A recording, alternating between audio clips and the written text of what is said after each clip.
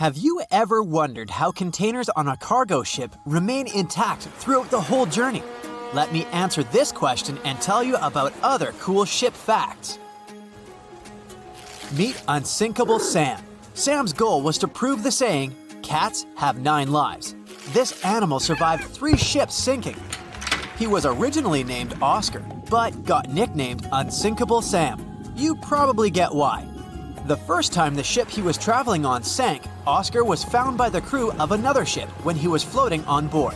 He remained on that ship for a couple of months, but then the vessel also sank in 1941. The cat was then saved by another ship. The crew there had heard the story of the animal and called him Unsinkable Sam. His marine journey ended when the crew sent him back to the UK. The story checks out, but some people question whether it's true. Sailors had to spend months on their ships, so it was natural that they told strange stories or believed in superstitions. One thing is clear though, sailors loved cats and welcomed them on their ships. Besides being cute floofs, cats were very effective in terms of hunting rodents. You can take it as you wish, a hoax or a true story. I'm leaving Sam in the 40s and returning to the present day. How come ships have internet in the middle of nowhere? Since there are no towers or cables around, satellite connection steps in. Satellite services provide direct internet connection via hardware installed on the ship. This hardware is a must. It's not as cheap as our home Wi-Fi. The installation charges for the entire ship's internet are around $600. And the price of the hardware depends on such things as the size of the ship and how much internet it's going to use. This is not the only option. Wireless devices are also popular, yet they can access the internet only when they're close to ports or other places where networks are available. The Titanic was a giant luxurious hotel for some of its passengers.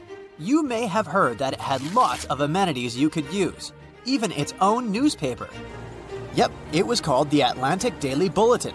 It was published on the ship. The paper had news articles, advertisements, and the latest stock prices. It also mentions daily menus, horse racing results, and society gossip. Where ships get fuel is also a good question. There aren't fuel stations floating in the ocean.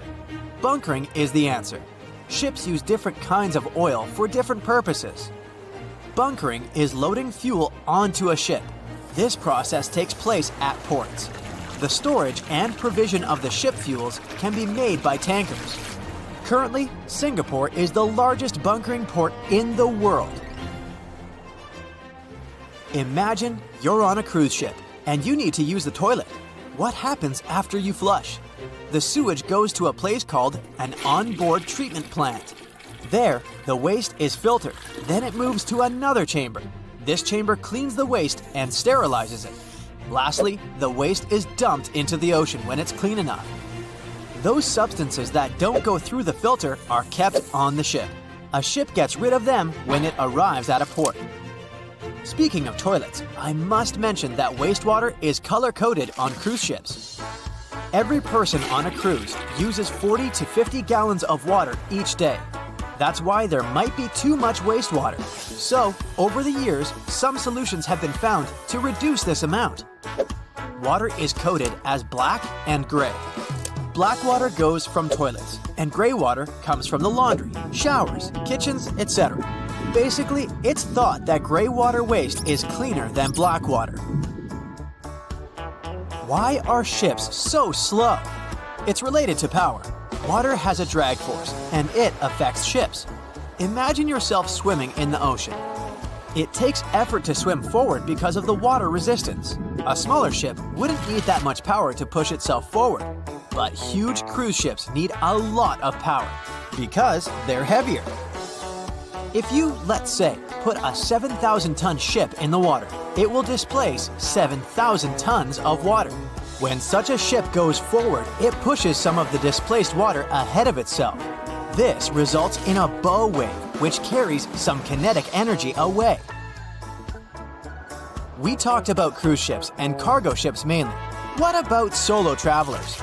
Laura Decker became the youngest person to circumnavigate the world on her own.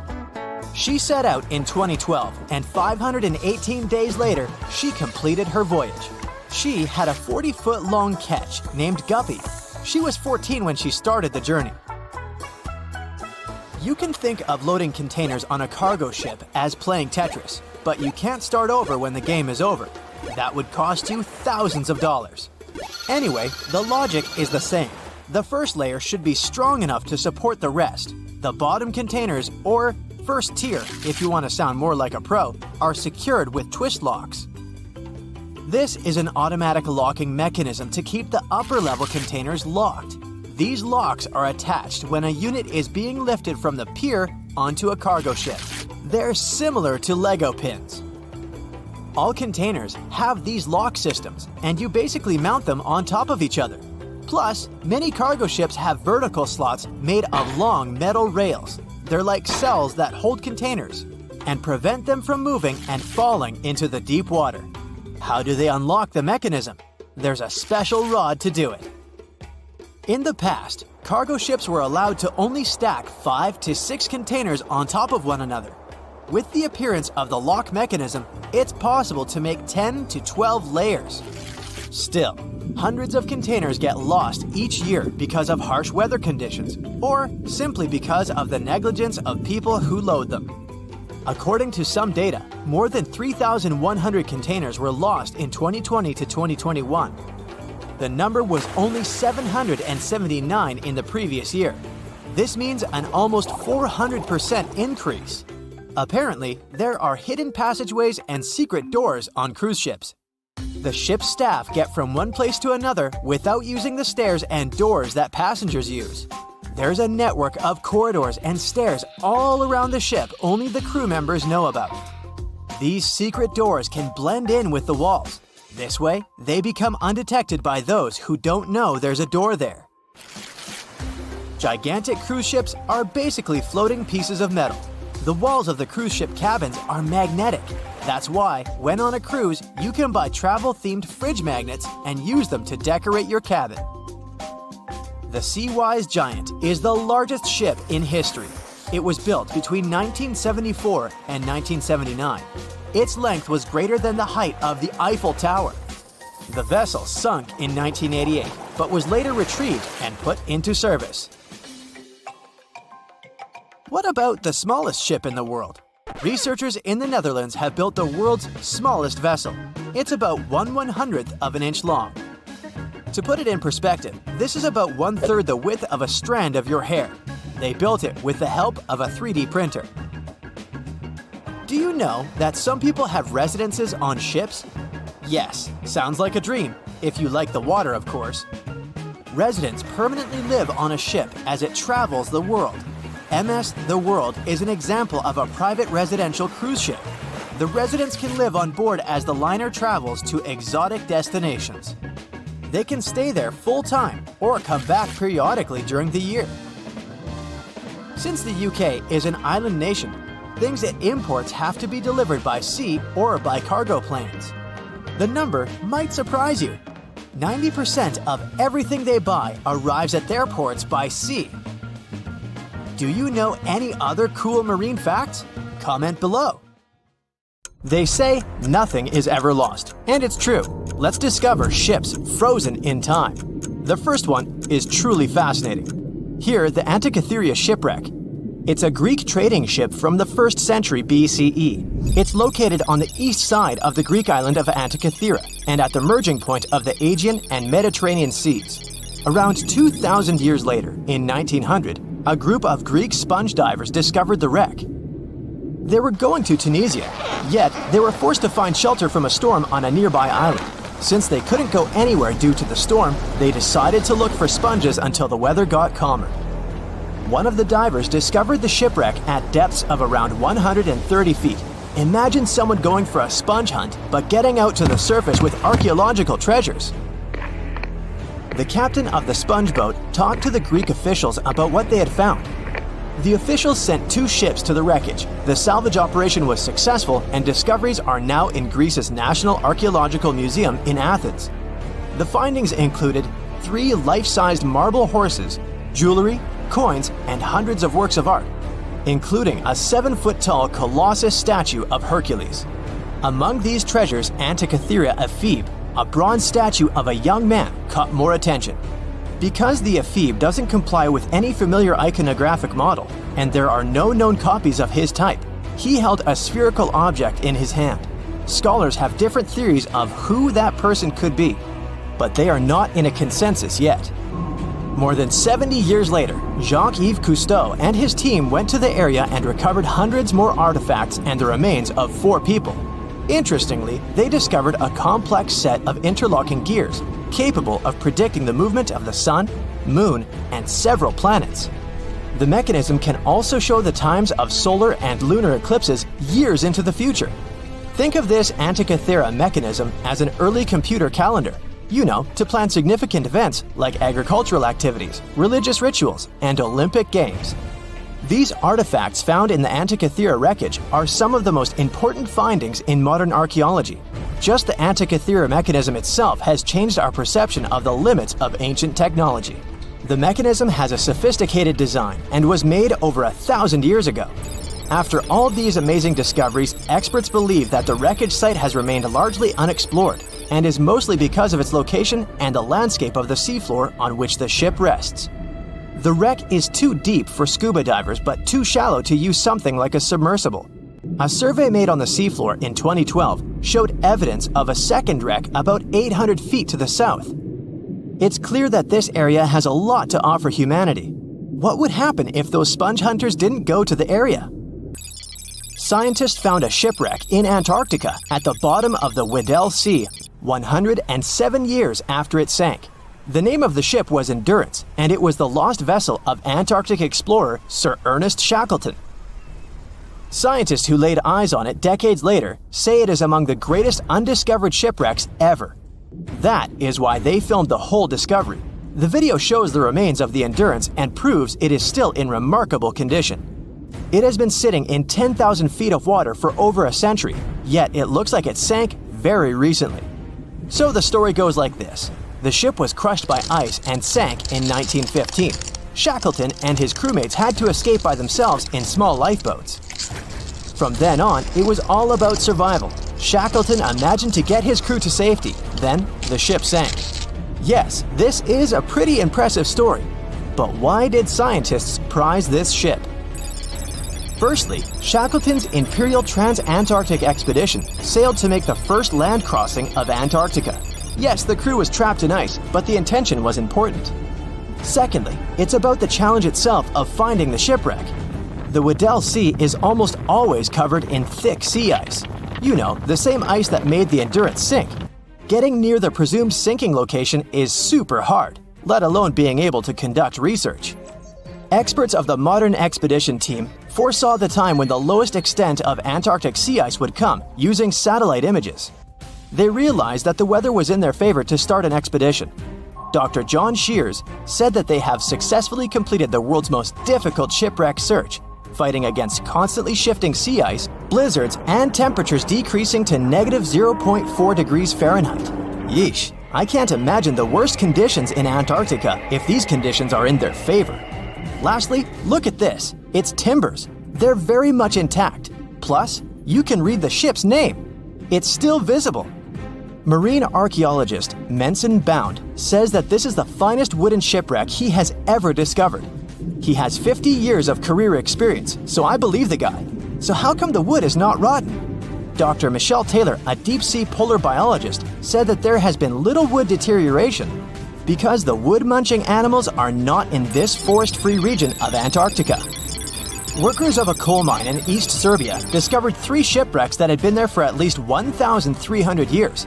The largest shipwreck is an ancient Roman fleet. It's around 50 feet long with a flat bottom. It's estimated that the ship could carry a crew of 30 to 35 people.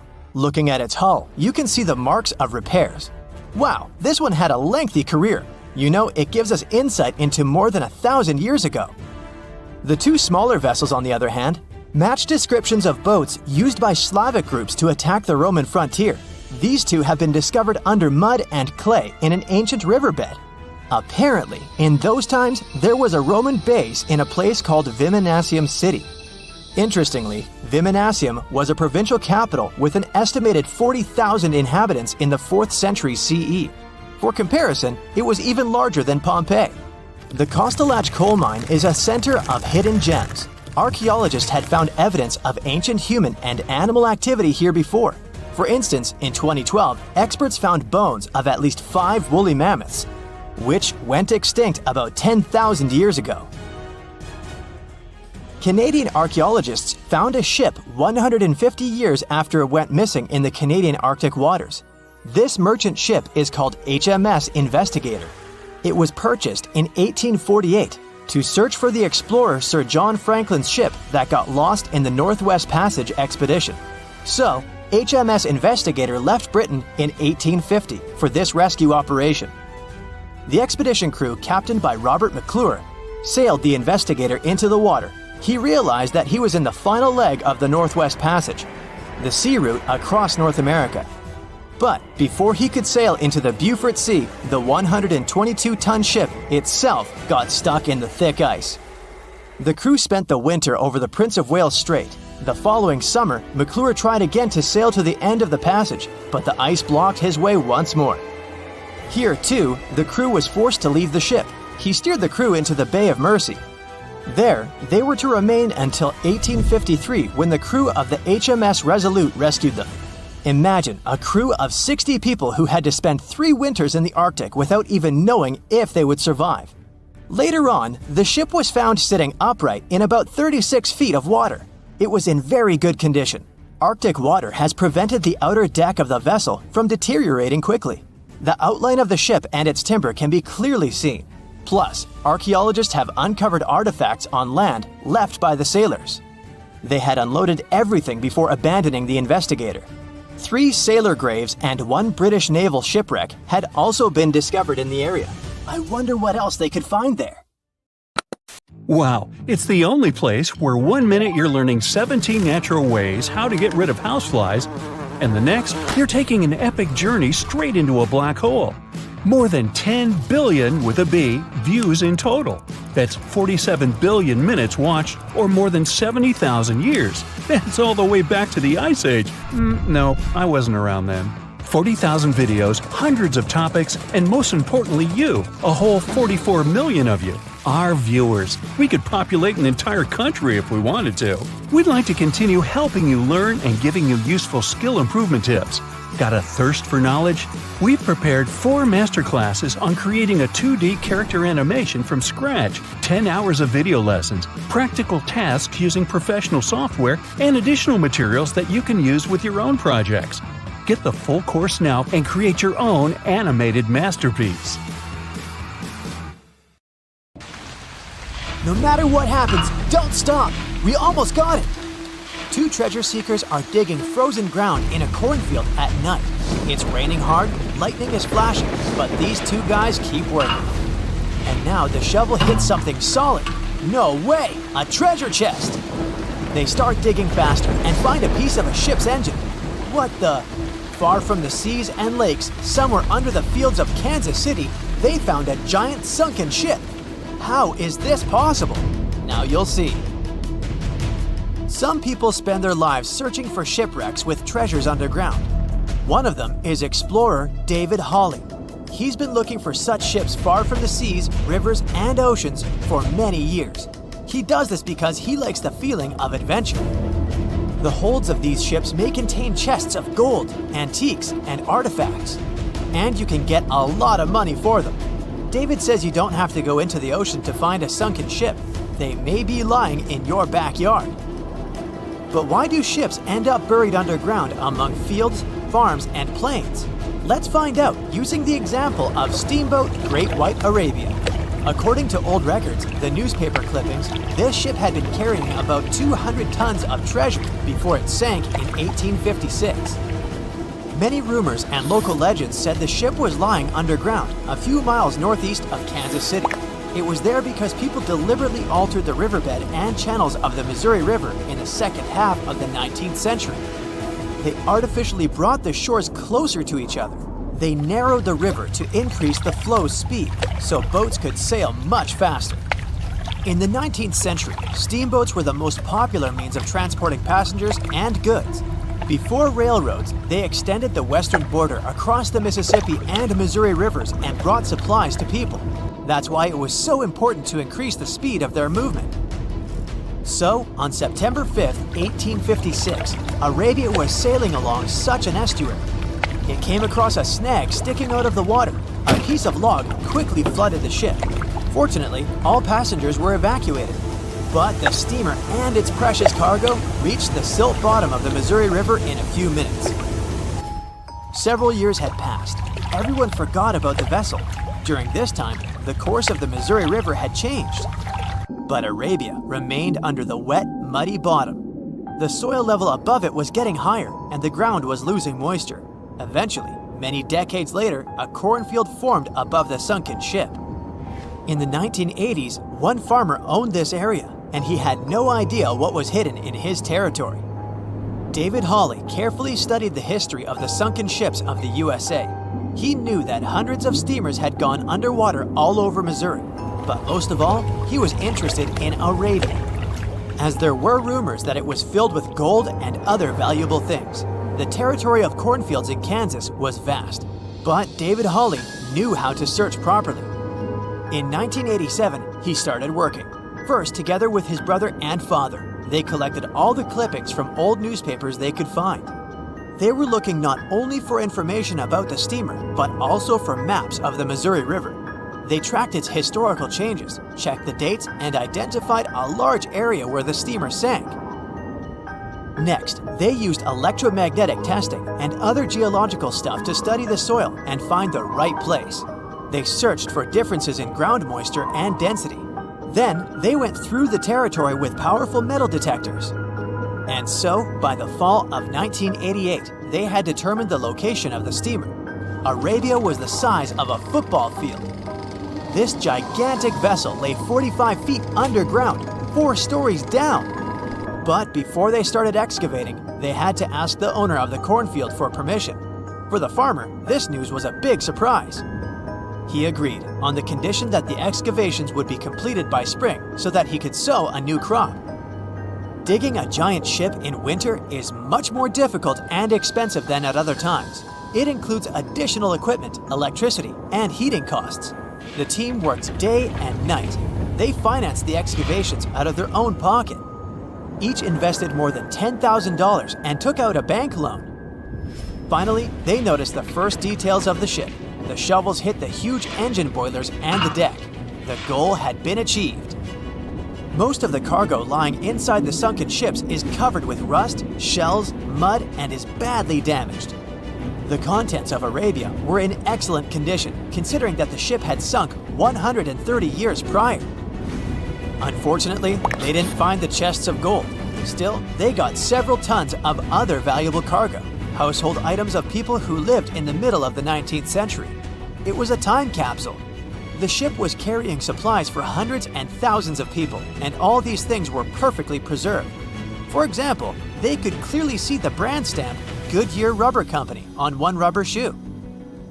The longer the excavations continued, the more things David and his team found. In the barrels, they found plates from the 19th century. They were intact and usable. Also, there were clean clothes, thousands of pairs of shoes, harpoons, frying pans, and umbrellas. The ship was carrying cargo to supply about 16 small towns. Yes, it's not gold, but such artifacts are also precious.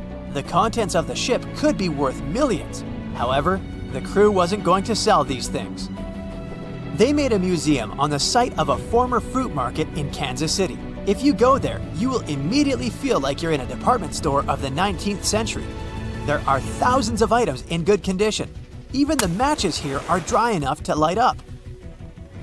It took David many years to present the entire collection from the steamship.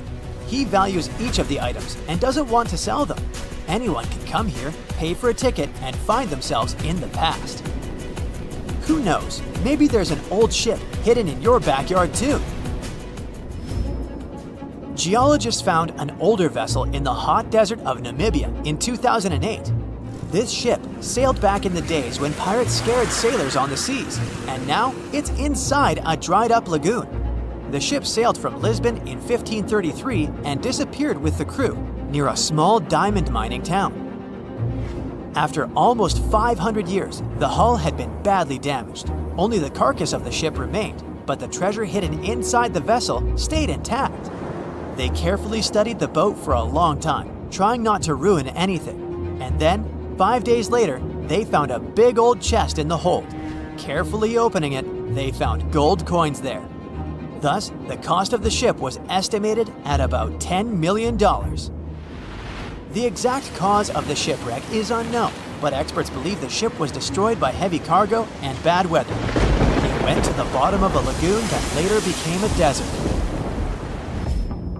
Some find an airplane in their backyard, others discover a ship, and one man found a passage to an ancient secret city in his house.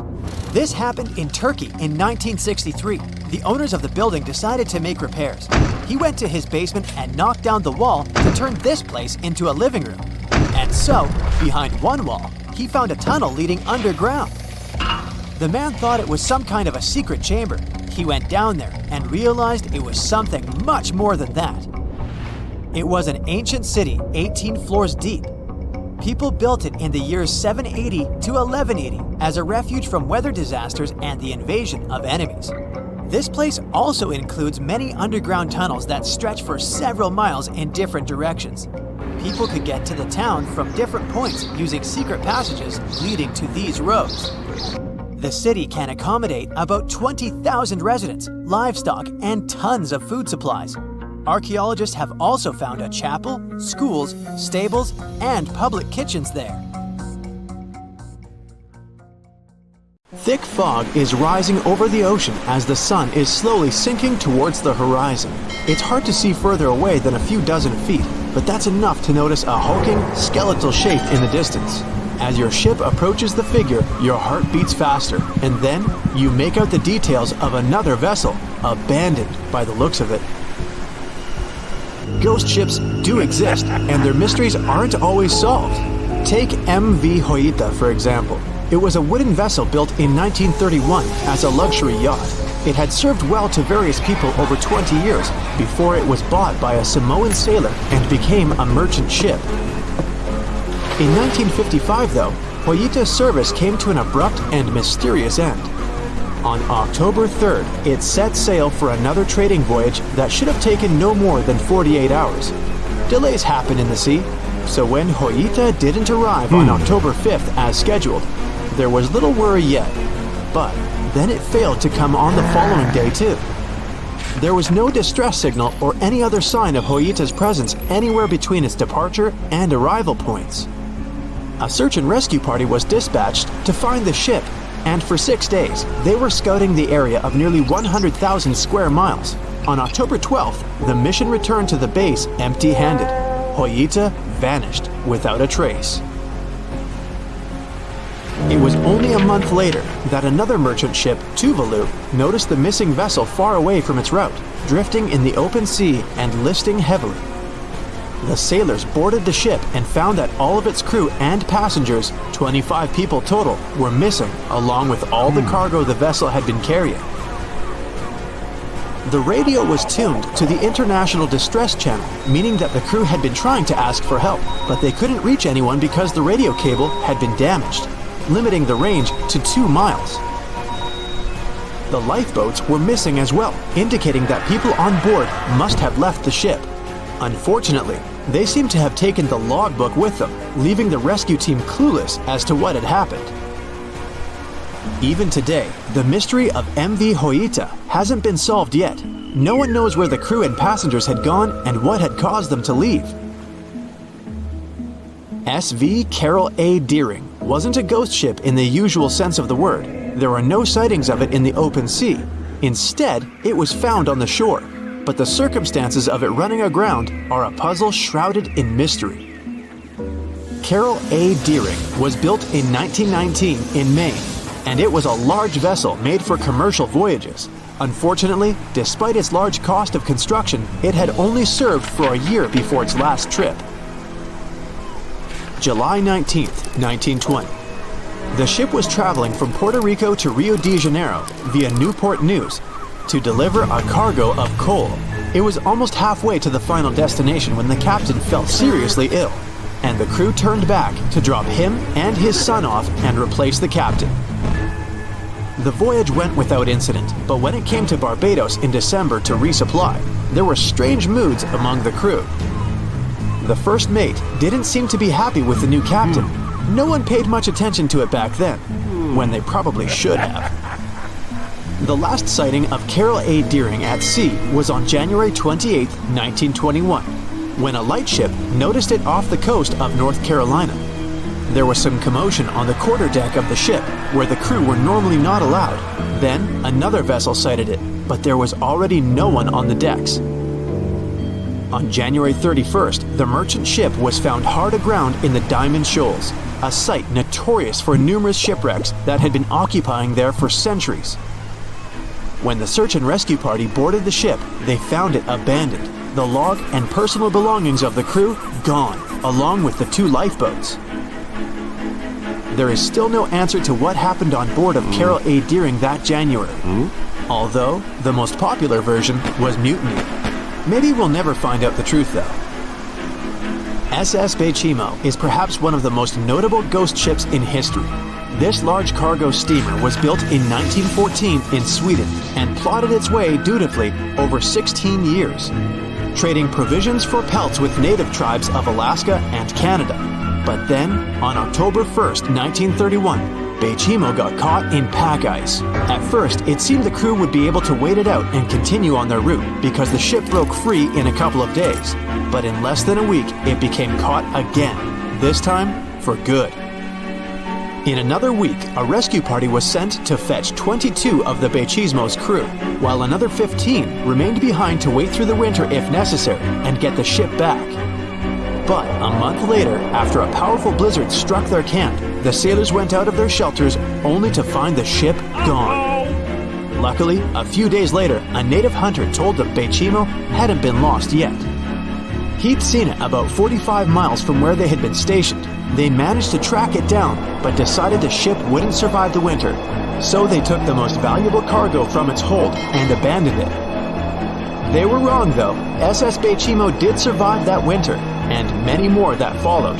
When the ice broke, it sailed away on its own, drifting listlessly along the shores of Canada and Alaska. There were numerous sightings of the ghost ship, sometimes adrift in the open sea, and at other times stuck in the pack ice again. People attempted to board and salvage it, but weather conditions or lack of equipment always prevented them. SS Bechimo was last sighted by native Alaskans in 1969, 38 years after its abandonment. What became of it later remains unknown. The story of SS Orang Medan is one of the most puzzling and harrowing ghost ship stories of the 20th century. No one even knows for sure if the ship even existed in the first place. It wasn't recorded in Lloyd's Shipping, the International Register of Ships, which makes it either a tall tale or a vessel that avoided being officially recognized for some shady reasons. In any case, the accounts as to what happened to the Medan vary. According to most reports, it was carrying some unknown cargo in the Indonesian waters when a distress call was received by another ship in the vicinity. The officer on duty heard an SOS message, but its contents are different depending on the accounts. The message did not repeat, and the crew of Medan didn't answer to any attempts to contact it back. The ship that received the distress call hurried to the rescue, but they only reached the vessel the following day, when it was already drifting and slightly listing. When the rescuers boarded the ship, they found that none of the crew had survived. However, one lifeboat was missing, which implied that there was at least one crew member who managed to escape.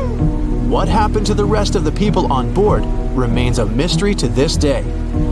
Still, there are no hard facts about this story, so we might never find out whether SS Orang Medan was actually a ship and not a thing of fiction.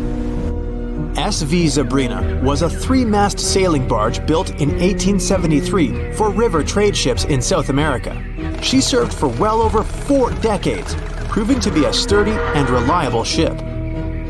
It was later transferred to Europe, where it continued serving its purpose well. But then, in October 1917, Sabrina set sail on a regular voyage only to be found ashore several days later. Mysteriously, although the ship was perfectly intact, the entire crew of 5 and the captain were gone. There is no direct evidence or hard facts as to what really happened that day. The most convincing theory is that the crew were washed away from the deck because of an underwater explosion. And then the ship sailed ahead without them, but the truth, as always, remains unknown. There's a ship drifting somewhere in the ocean without a crew. The last time someone saw it was over 50 years ago. Its story reminds of that of the Flying Dutchman, a ship that's bound to sail forever and bring disaster to whoever sees it at sea. At least the legend says so. Unlike the Flying Dutchman, the SS Bay Chimo was definitely real and built for a German company in Hamburg and began as an ordinary cargo ship. It was trading supplies between Hamburg and Sweden in the Baltic Sea starting from 1914. It had a strong steam engine and a hull made of steel. A few years later, it became British property. Then, in the 1920s, a Canadian company purchased it for around $18,000, a huge amount of money back then. The new owner, the Hudson's Bay Company, was actively using the ship for several years. They would often send it on voyages from its home port in Scotland to Siberia, Alaska, the Yukon, and the Northwest Territories. It also passed through the Panama Canal and even the Suez Canal, with fur pelts for sale on board. Sometimes it would also transport passengers. It had completed 9 successful voyages before this strip of good luck came to an end. Starting from the 1930s, SS Bay Chimo would have trouble with ice and storms. When it first got trapped in ice in October of 1931, some of the crew managed to escape to Alaska. 15 of 22 sailors decided to stay with their vessel and try to save it. They had furs and other valuable cargo worth around $58,000 aboard. The company sent them supplies to survive the winter. They set camp near the ship out of the hatches, tarpaulins, and other materials, and offloaded the cargo. At the end of November, a blizzard rushed through the area, and it seemed like it had taken the ship with it. The ice platform had survived, but the ship broke free. Some of the crew members were sure it had sunk. But soon after, they heard from one of the locals who had spotted their ship around 45 miles away from their camp. The crew moved on with their lives, and the ship started its journey as a runaway vessel. People would spot SS Bay Chimo once a year or so, all the way until 1965. It was mostly spotted off the coast of Alaska. A man going to Nome with his sled dog, along with prospectors, explorers, and treasure hunters, all claimed to have seen SS Bay Chimo. Someone tried to board it and take it to port, but ended up stranded on it for days because of horrible weather. Others got luckier and managed to take a whaleboat, some furniture, and other valuables from the vessel. Those who got close to the ship saw that it was damaged and missing the propeller. Still, it stayed afloat without a crew for at least 38 years and became the longest sailing ghost ship in history. In 2006, the Alaskan authorities started a project to solve the mystery of this ghost ship of the Arctic and finally find SS Bay Chimo, either still above or below the water. So far, the project has not been a success. SS Bay Chimo remains one of the estimated 4,000 ships that have disappeared off Alaskan shores. If the legend of the 17th century isn't lying, this ghost ship could be sailing somewhere along the Flying Dutchman. It belonged to the Dutch East India Company. Its captain managed to do the impossible for that time and sailed from Holland to Indonesia in only 3 months. They said he was flying over the sea, and some evil tongues explained that he had made a deal with evil forces to achieve that.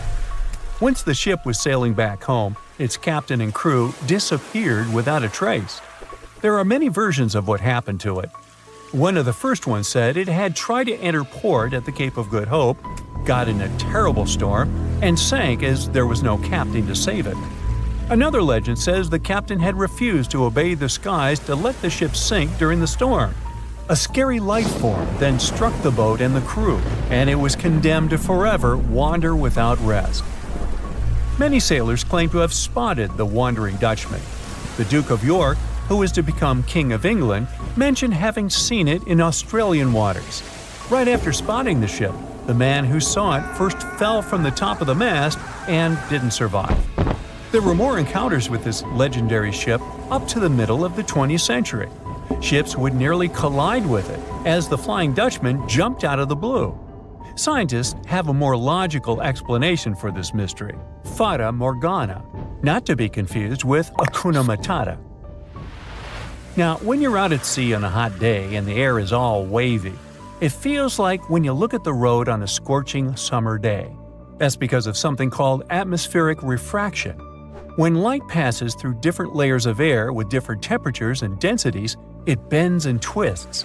Sometimes, under certain conditions, this bending of light can create really bizarre optical illusions over the ocean, like sightings of the Flying Dutchman. The Fata Morgana phenomenon can make distant objects appear distorted, stretched, or even lifted above the horizon. So you can see a ship far away, but because of the way the light is bending, it will look like it's floating above the water or even disappearing and reappearing. A Fata Morgana is most commonly seen in polar regions, especially over large sheets of ice that have a uniform low temperature. But you can see it anywhere, even in deserts and over lakes on hot days. The first stories about ghost ships go all the way back to ancient Greek and Roman mythology. One of the most famous ghost ships in history is the Mary Celeste. This brigantine was traveling from New York City to Genoa and was fully stocked with provisions, but missing a crew when it was discovered in the Atlantic Ocean in 1872. The crew's personal belongings were also there, completely undisturbed. The final entry in their log was made 10 days earlier. We still don't know what happened to its crew, and the ship has inspired many spooky stories and legends. The Lady Lovibond was another legendary schooner that is believed to have been wrecked off the coast of Kent in the middle of the 18th century. The story tells that the ship's captain, Simon Reed, had just got married and took his bride on board for a celebratory cruise, despite the superstition that it could bring bad luck.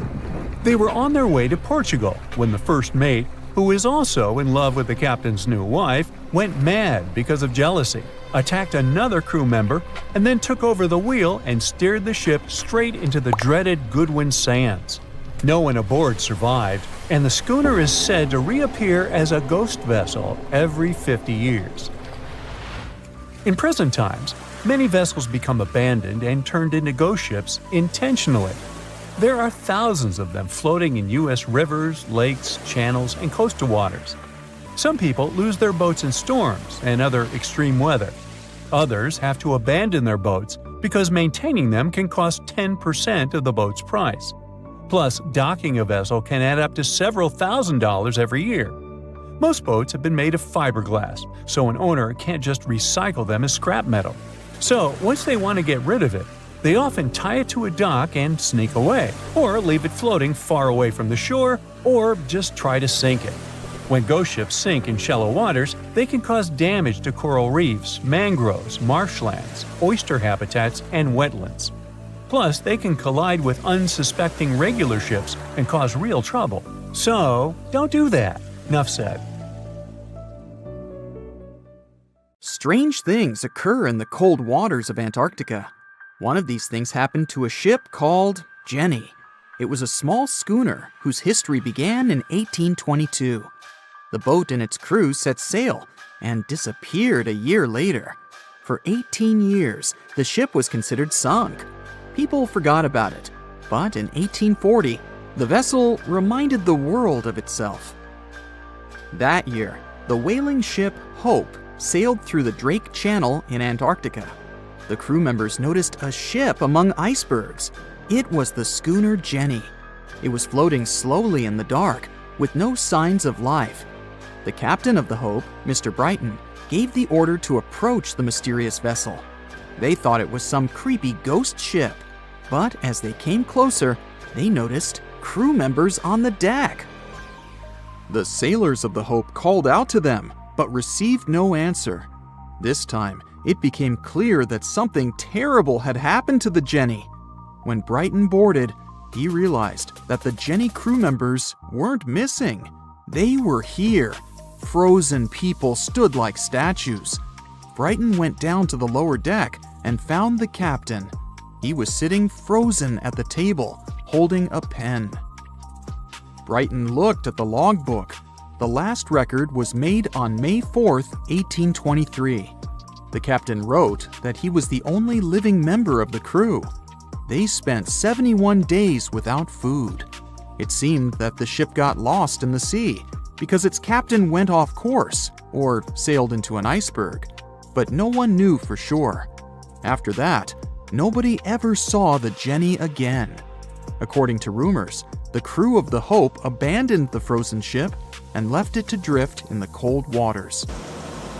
According to other rumors, this whole story is fiction. The story of the Jenny was described in a German magazine in the middle of the 19th century. Still, there was no further evidence of the ship's existence. Already in our time, Cambridge University decided to explore the case of the Jenny. The researchers discovered that one of the crew members of the Hope, who didn't disclose his name, told someone the legend of the frozen ship. Someone shared the story with another guy, and it was published in a German magazine called Globus. And that's all. There was no other evidence. One of the most famous ghost ships was the Mary Celeste, and there's no doubt about its existence. The history of this vessel was documented in court. People wrote about it in newspapers, but the most exciting thing is that the ship continued to be used even after 10 people disappeared from its deck. The history of the Mary Celeste began in Canada in 1861. When it was first built, the ship was called the Amazon. It changed captains several times, and it also hit some rocks. The boat was sold, bought, then sold again, repaired, and sailed under the name Mary Celeste. In 1872, it had a new captain, Benjamin Briggs. He was a decent, brave man with a lot of experience in navigation. He had a beloved wife, a daughter, and a son. When he went on his last voyage, he took his wife and daughter with him, and his son stayed in America. In November of 1872, the Mary Celeste sailed from the port in New York with 10 people on board and disappeared.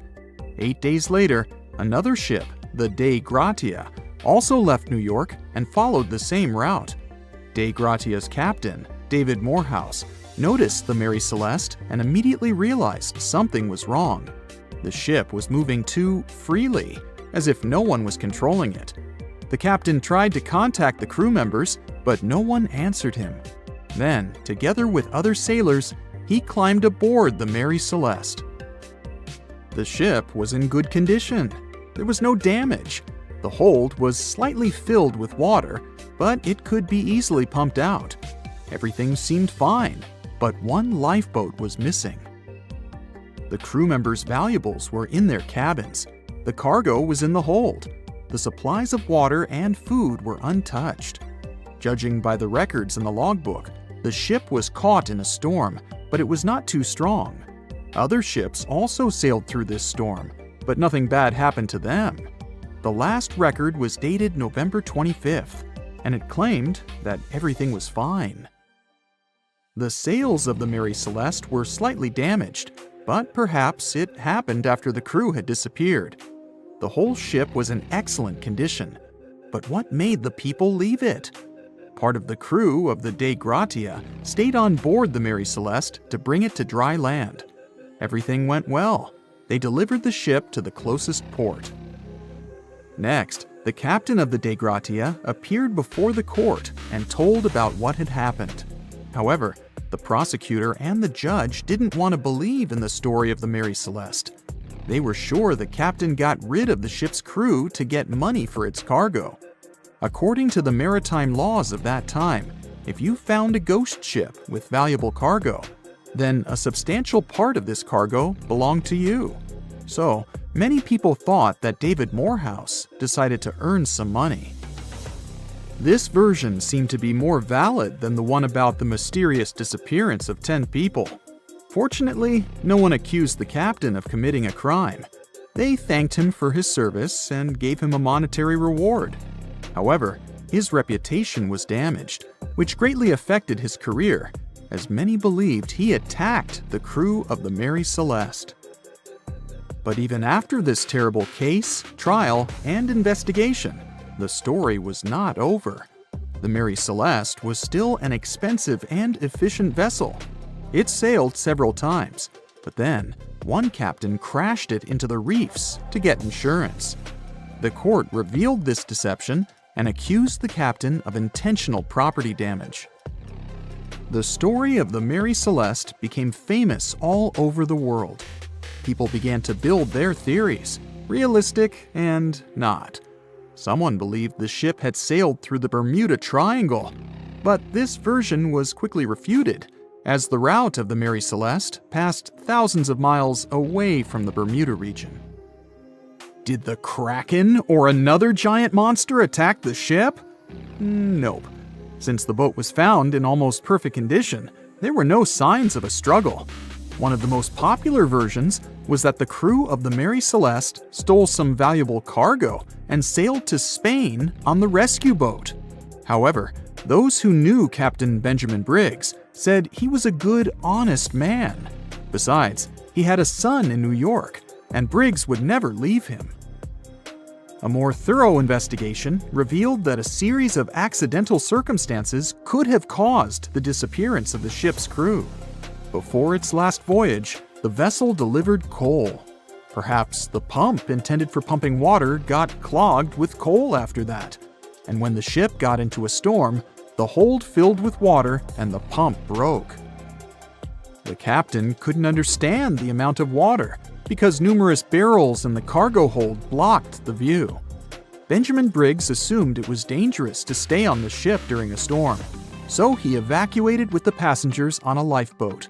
Perhaps they were close to land and decided to sail there, but the storm intensified and overturned the boat. Also, one record in the log journal said that the chronometer was faulty.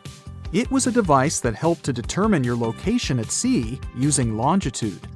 Briggs got lost and didn't know which way to sail. The storm was strong, and he couldn't determine whether the ship would sink. Perhaps Briggs decided to leave the ship in a rescue boat when he saw the coast of the Azores. The uniqueness of this ghost ship case is that, unlike many others, you can investigate it yourself. There's a lot of information about the Mary Celeste on the internet. There are documentaries and research articles. Perhaps you'll be able to notice something that others haven't seen and solve the mystery of the disappearance of 10 people. It's 2018. You get up early in the morning to go ashore and catch some fish. You come to the spot you were yesterday, throw the hook into the sea, and wait. The float is twitching. You've caught some fish, but hey, hello? Why aren't you doing anything? Right now, you don't care about the fish. You're looking at something in the distance. You open your mouth in surprise since you see a huge ship stuck on a shoal. It wasn't here yesterday, so it got here at night. Okay, it'll probably sail away sooner or later. You fish for a few more hours. During this time, you observe the ship and notice no movement there. Is it empty? Boats and the Coastal Service are sailing from the shore to the vessel. You decide to check it out too. You get in your old boat and go there. The mist descends to the water, making the ship look creepy. The colossal vessel is rusty and empty. But where is the whole crew? And how did it get there?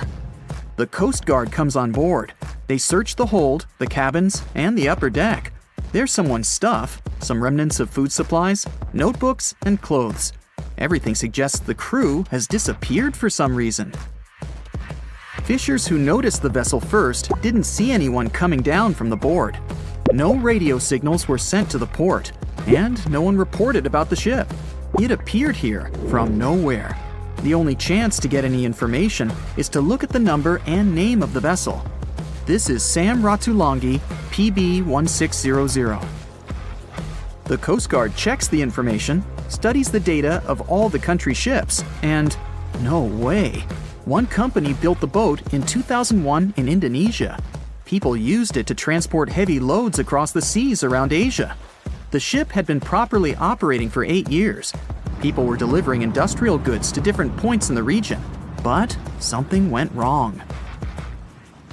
In 2009, Sam Ratulangi was sailing near the coast of Taiwan, and that's it. There were no further records about it. There were no reports in any port. Everyone thought it must have drowned, so no one had been looking for it for years. And then, 9 years later, it appears here, big and rusty, off the coast of Myanmar, without sailors, without fuel. An investigation starts. City services are trying to find out the names of all the sailors working on the ship and find clues that would lead to solving this mystery. They also hope the ship owner will appear soon. They find 2 tow ropes on board. This means that some other ship towed Sam Ratulangi to this place. Then they identify and find 13 crew members. These people say they wanted to reach the factory in Bangladesh to repair Sam Ratulangi. Another vessel helped tow the ship, but then 2 cables tore off, and a storm began. No one wanted to stay on board during such weather, so the crew members left it. No one knows what the ship has been doing for the last 9 years, and how it was possible without people on board. And here's another, much more mysterious ship story. On February 16, 2020, locals found a large cargo ship stuck on a rocky shore off the coast of an Irish village. The boat looked rusty, with holes in the hull and rotten parts. People hadn't seen this vessel the day before, so it appeared there at night. The last time people saw the Alta cargo ship was a few months earlier, thousands of miles off the coast of Ireland. That day, the Alta was sailing in the waters of the Atlantic Ocean. Another ship, the MS Protector, noticed it. MS Protector crew members tried to contact the ship, but received no response. The people on board realized that they were facing an empty vessel. And then, 5 months later, it appeared near the coast of Ireland. There are more questions than answers in this story, but we managed to find something out. In 2015, the Alta appeared and disappeared from the radar several times. Any ship has an internal tracking system, so people can track its route using satellites. But Alta crew members often disabled this system. Perhaps they were engaged in some illegal activity. Anyway, in 2017, the ship often sailed between the ports of Greek islands. Then, the tracking signal disappeared and appeared only 10 months later, off the coast of North Africa. During this time, the ship changed several flags. In September 2018, the Alta was southeast of Bermuda and headed for Haiti. Then, the crew started facing problems. First, the main engine failed right in the middle of the Atlantic Ocean. The ship began to drift. Several days passed, but the crew members weren't able to repair it. They began to run out of food and water supplies. The situation got even worse when they found out that a hurricane was approaching the place. Fortunately, they managed to contact the U.S. Coast Guard. A helicopter flew to the Alta on October 2nd to bring them some supplies. There was enough food for several days. Then, a rescue boat sailed to the ship. It evacuated all the sailors and delivered them to Puerto Rico before the hurricane. The Alta had to drift alone in the ocean. After a while, another ship approached the Alta to tow it to the shores of Guyana. But at this moment, everything went wrong. Someone stole the boat, disabled the tracking system, and sailed away in an unknown direction. After almost a year, the MS Protector found the empty Alta in the waters of the Atlantic Ocean. And then, 9 months later, the ship without a crew sailed to the shores of Ireland. How did it manage to travel across the Atlantic and get to the coast of Ireland? It's still a mystery. Maybe it was just luck. No one else saw the ship all this time. It was just covering huge distances, surviving storms. Who's the captain? What happened to the thieves? Who owns the ship now? One day, someone called the village administration and introduced themselves as the vessel owner. But that unknown person didn't provide any evidence. They found several barrels of oil on the ship, which they took away by helicopter. The Alta was rusting. Corrosion of metal could damage the environment. The vessel had no commercial value, yet it would have taken millions to get rid of it. There were 3 options for what to do: leave the ship where it was, tow it into the sea and let it sink, or disassemble it for scrap. But nature had its own plans. Storms and strong waves split the hull into 2 parts. The Alta was drifting without a crew in the waters of the Atlantic Ocean for about 2 years. But this is nothing compared to a ship that was traveling for 38 years. The record belongs to the SS Bechimo. It was a merchant vessel owned by some trading company. In 1931, the ship found itself on the ice off the coast of Alaska. Its movement slowed down. A thick layer of ice blocked the ship, and a strong storm only made the situation worse. The blizzard was so intense that the crew members couldn't see anything but a white veil in front of their eyes. Sailing any further was impossible. The team had to wait for the storm to end.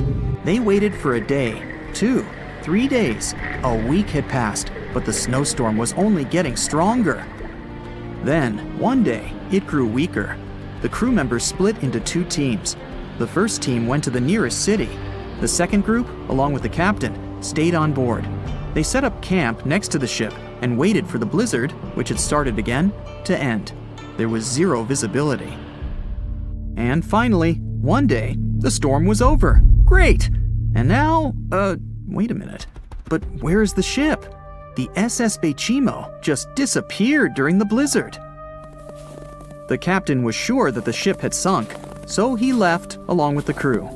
Then, a week later, they saw the vessel drifting near the area where they had lost it. The hull was damaged so severely that it was unsafe to sail on it. Repairing the ship would be pointless and expensive, so the captain decided to abandon it. He was sure that it would go underwater sooner or later, but it stayed afloat for the next few days, the next few months, and a few years. People had reported seeing it at various points along the coast of Alaska for 38 years. The last record of the SS Bechimo is dated 1969. Those who saw it claimed the ship was completely frozen, almost merged with the ice. Some people planned to start an expedition to find the ship, but all attempts were unsuccessful. The vessel is probably lying somewhere on the deep sea floor. There's a stretch of water that even the most experienced explorers fear. No matter what season you choose to cross it in, you risk meeting face-to-face with waves that can reach as tall as the Hollywood sign. I'm talking about the Drake Passage, the waterway connecting the Pacific Ocean to the Atlantic Ocean, stretching from Cape Horn at South America's southernmost tip to Antarctica's South Shetland Islands. It's about as wide as the distance from London to Berlin and takes up to 48 hours to cross. Some sailors compare getting on the other side to going to the moon. That's how challenging it is. Even the man who discovered it, Sir Francis Drake, never sailed these waters because they seemed too dangerous to him and opted for a calmer, although longer, Strait of Magellan. The passage took the lives of around 20,000 sailors and over 800 ships. Tourists who want to see Antarctica cross the Drake Passage on a regular basis, although it's still often called the world's most terrifying ocean crossing. The Antarctic Peninsula, where travelers go, isn't really part of Antarctica itself. It sticks out and points towards South America like 2 fingers almost touching it. The water gets squeezed between these 2 land masses, making strong ocean currents. The passage is part of the Antarctic Circumpolar Current, the largest ocean current on Earth. The water rushes through the passage at a speed between 95 and 150 million cubic meters per second, which makes it rougher. And then there are winds that usually blow from west to east and are very strong between 40 and 60 degrees latitude. That's why those areas are called the Roaring Forties, Furious 50s, and Screaming 60s. Land slows down winds, which is why storms hitting Ireland and the UK get weaker as they move east. But Drake's latitude is the only place where winds can blow all around the Earth without being stopped by land. so they keep getting faster. These strong winds turn into huge waves that can hit ships really hard, normally around 13 to 16 feet tall. They're much higher than waves in the Atlantic. Drake Passage also has underwater mountains that you can't see. The huge current squeezes through this narrow passage and causes waves to crash against these mountains underwater. These internal waves create whirls that bring cold water up from the deep ocean. So it's not just rough on the surface, the water is wild all the way down. The first sailor managed to sail around Cape Horn and through the Drake Passage in 1616. It was a Dutch navigator, Willem Schouten, in 1616. But the most famous attempt to cross it was undertaken by Sir Ernest Henry Shackleton on his ship named Endurance. He and 27 of his men set off from South Georgia, aiming to reach Vassal Bay in Antarctica. But things didn't go as planned. On January 19, 1915, their ship got stuck in the ice. And by October, it began to sink. They camped on floating ice for 2 months before sailing lifeboats to a remote, icy place called Elephant Island. Shackleton and 5 men made a risky journey to South Georgia to get help. It took them 15 days to cross Drake Passage with hurricane winds. Finally, they arrived safely and organized a rescue for the rest of their crew.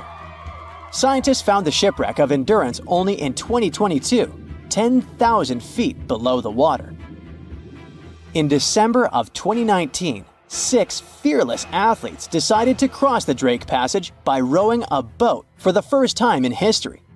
It took them 12 days of non-stop rowing with a 90-minute rotation of rowers. They managed to do it, and it was probably the hardest possible way to cross the passage. The athletes mentioned it was cold, wet, and dirty, and the waves hit them like walls.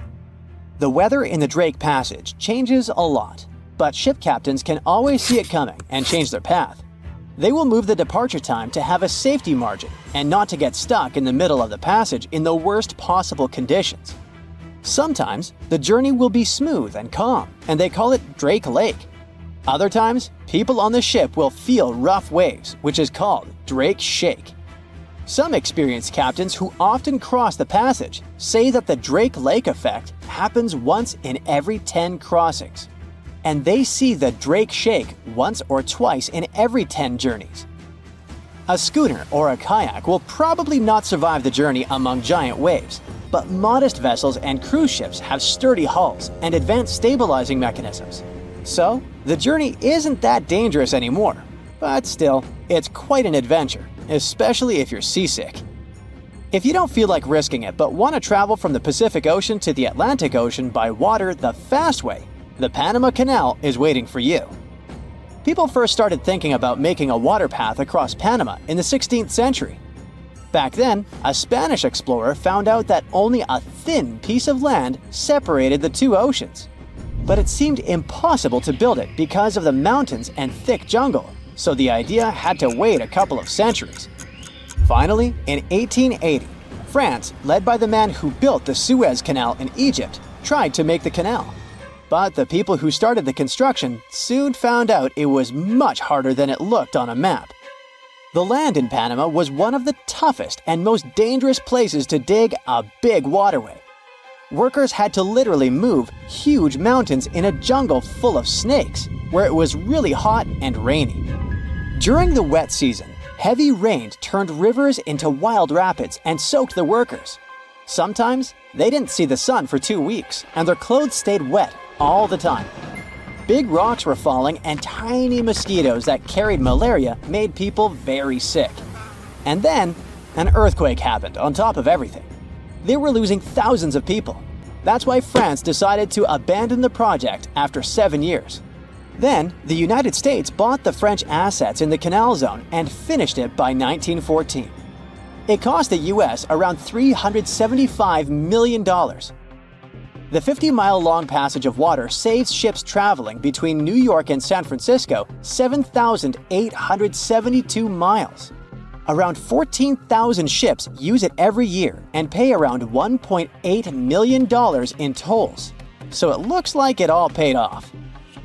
Another challenging waterway in this part of the world is the Amazon River.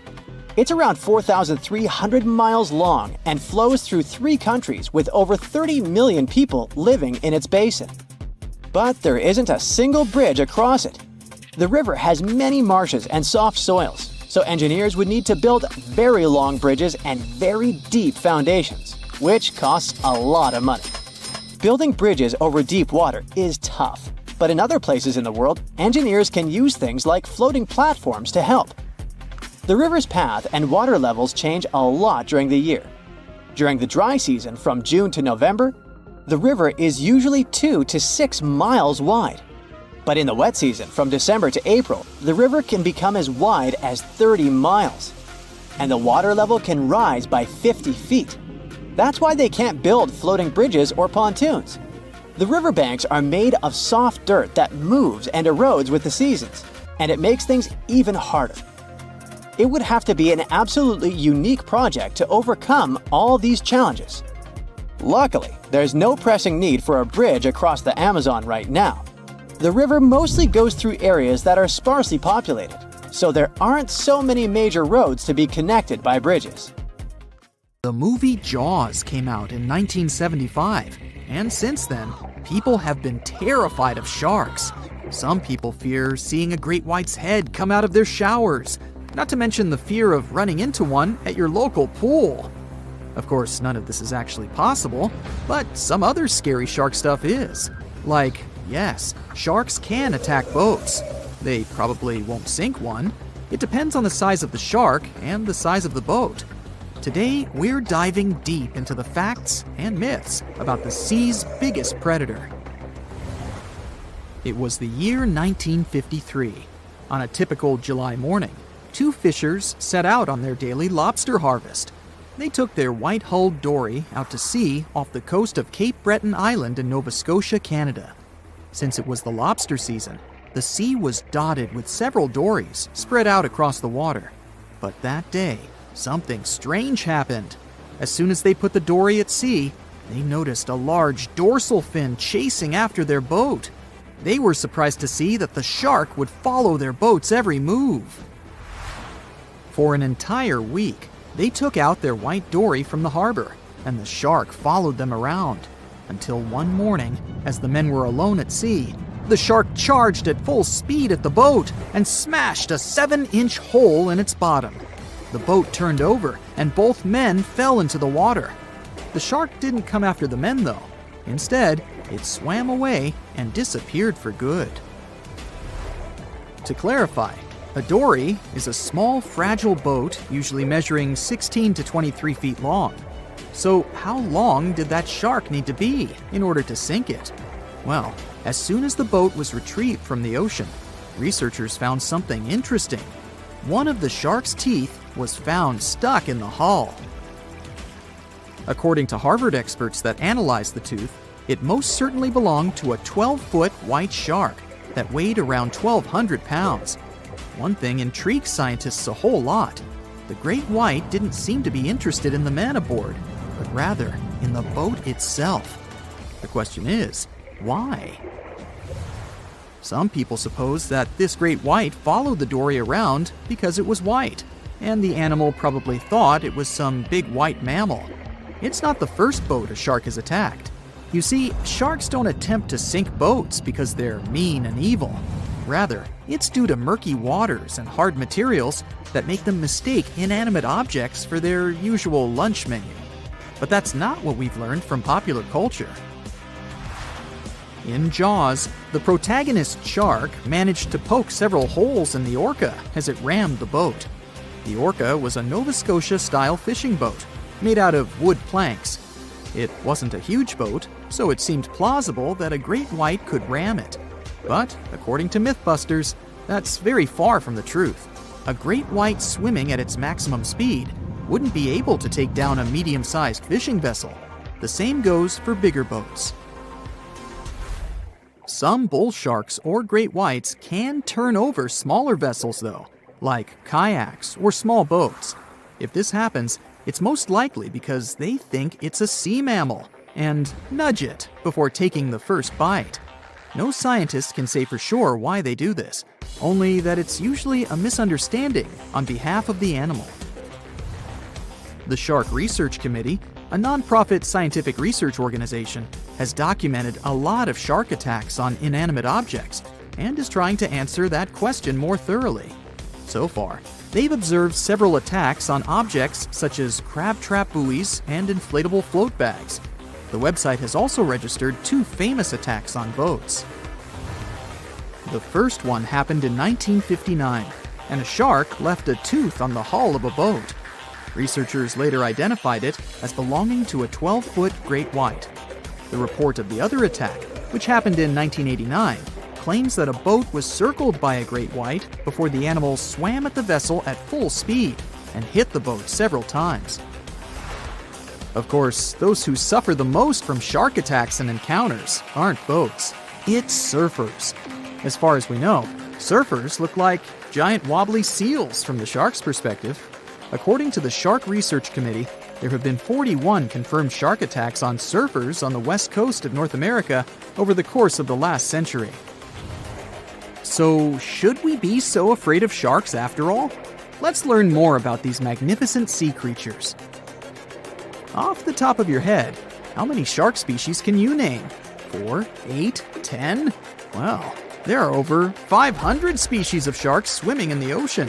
They vary from tiny specimens, about the size of a human hand, to up to 39-foot-long creatures. The largest species of shark are actually not great whites, but whale sharks. And even those are small compared to the great megalodon. This ancient creature that lived around 20 million years ago reached an unimaginable length of 60 feet. By comparison, that's the same as 2 to 3 buses placed one after another. I wouldn't swim in megalodon-infested waters even if you dared me, that's for sure. We know that sharks are very good hunters, but why is that so? Their bodies seem to have been strategically built for speed. Instead of having a bone skeleton, like us humans, sharks have a cartilage skeleton, which makes them much lighter and also super fast swimmers. Each species of shark hunts depending on its nutritional needs. So, shark species that grow to an average of 3 feet have a diet based on fish. The ones that grow bigger start feeding off of bigger sea animals, such as sea lions and seals.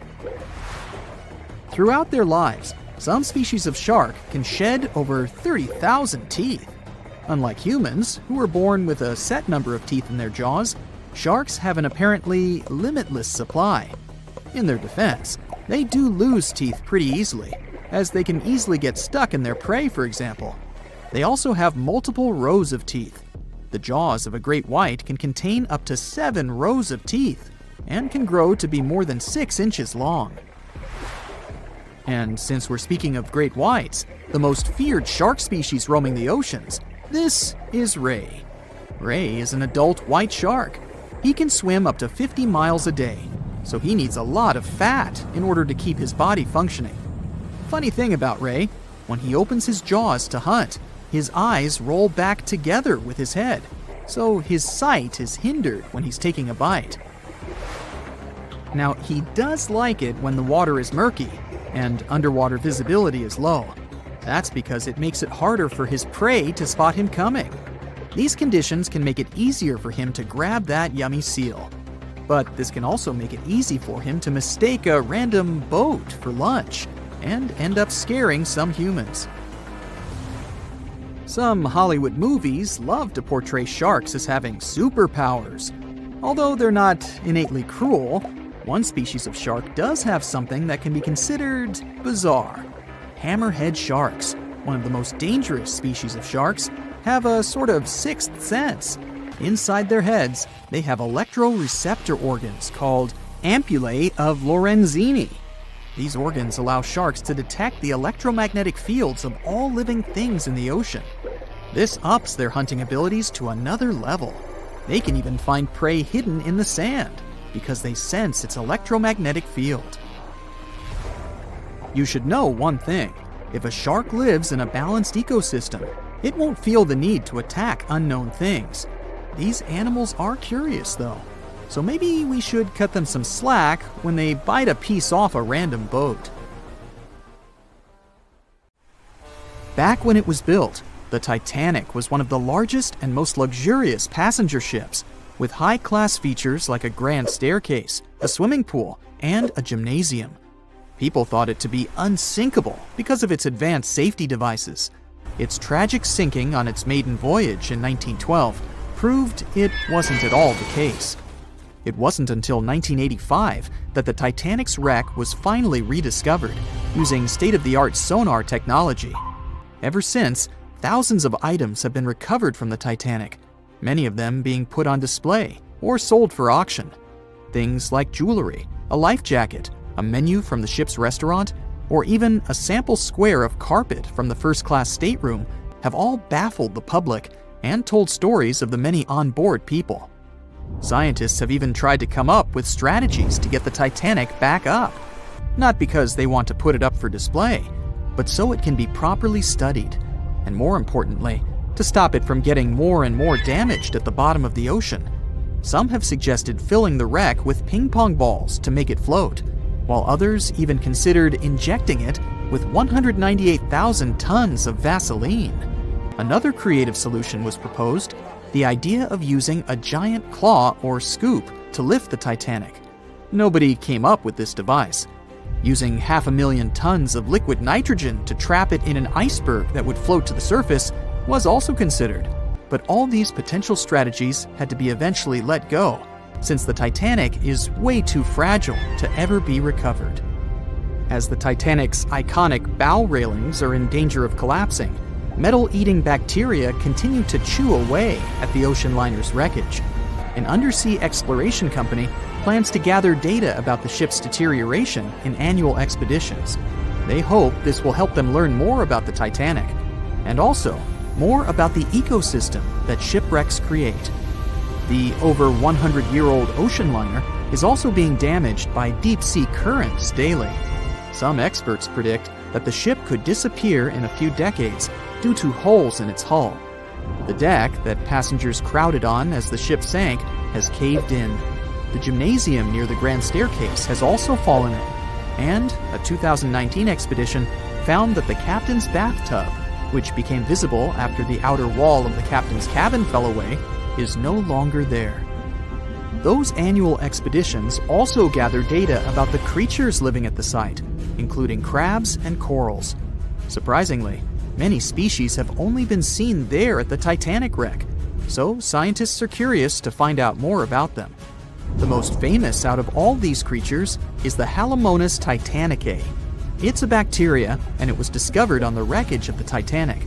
What's interesting about this creature is that it's able to thrive in extremely salty environments. It's also been resistant to several antibiotics, unlike other types of bacteria.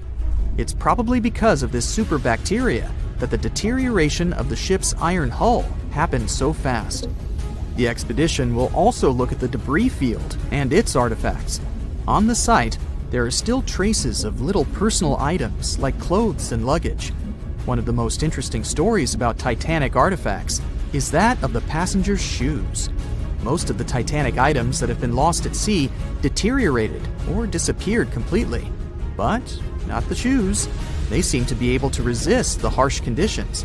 On top of that, the leather in most shoes is perfectly preserved, probably because of tannin, a substance used in the tanning process of leather. It helped the shoes resist the damaging bacteria found underwater. All this exploring might have gotten you all excited. If that's the case, I have some good news to share. You might even be able to join the expeditions. To personally explore the Titanic, you have to plan ahead and apply to be a mission specialist with OceanGate, the company responsible for the journey. However, this experience does come with a high price tag of $250,000. Despite the cost, this once-in-a-lifetime experience is in high demand because of the limited spots available. If you can afford the exploration, you will have the chance to collaborate with renowned specialists in marine biology, oceanography, the Titanic, DNA, and the deep ocean. Accommodations and meals on the dive support vessel are also included, as well as training and guidance from specialists before and during the mission. Lastly, you don't even need to bring your own gear, as the expedition equipment is included as well. Sure, ships have evolved and modernized over the years, and these days we have technology that is way better than that available on the Titanic. But this ship remains an amazing piece of history because of its many unusual features, like the fact that the Titanic's whistle was loud enough to be heard over 11 miles away, or the fact that the ship's hull was painted with a special mixture of red lead and linseed oil, which was believed to be effective in preventing the growth of seaweed and other marine organisms. However, despite popular belief, the ship's iconic fourth smokestack was not functional and was only used for ventilation and aesthetics. Probably one of its biggest flaws was its number of lifeboats. Despite its size and luxury, the Titanic only had 20 lifeboats on board, which were not enough to save all of its passengers and crew once it hit the iceberg. The Titanic may be the most famous shipwreck, but it's not the only one. The fleet of Kublai Khan tells a similar story. This one was a large naval force commissioned by the Mongol ruler Kublai Khan in the 13th century. The fleet was intended to travel to Japan and establish the Mongols as powerful rulers in the region.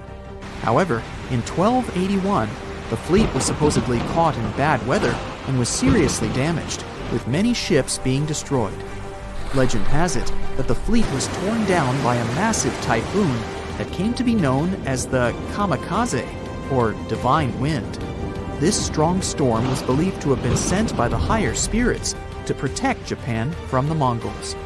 The truth about its disappearance remains a mystery to this day. However, the wreckage of the fleet, or parts of it, appears to have been discovered in the 1980s by Asian archaeologists. They dug across the site and studied the remains of the ships at a location near Imari Bay. The shipwreck is, to this day, considered to be an important archaeological discovery. That's because it informed us how well prepared the Mongols were back in the day in terms of their ships. Another tragic story is that of the RMS Empress of Ireland. This was a British passenger ship that operated until May of 1914. This is when the ship was sailing from Quebec City to Liverpool, but it ran into the Norwegian collier SS Storstad in the fog off the coast of Rimouski, Quebec. The collision caused a large hole in the side of the Empress of Ireland, and the ship began to quickly take on water and sink. The crew and passengers were caught off guard, and many were unable to evacuate in time. In total, 1,012 people were lost in the disaster, making it one of the worst maritime collisions in Canadian history. Rescue efforts were hampered by poor visibility and the fact that many of the lifeboats were damaged or unusable. Only 465 people survived the sinking, and many of them were rescued by the Storstad, which had remained in the area despite its damage. The sinking of the Empress of Ireland was a national tragedy in Canada, and it led to changes in maritime safety regulations and the establishment of a Coast Guard. The ship still lies at the bottom of the St. Lawrence River, where it has become a popular dive site for enthusiasts.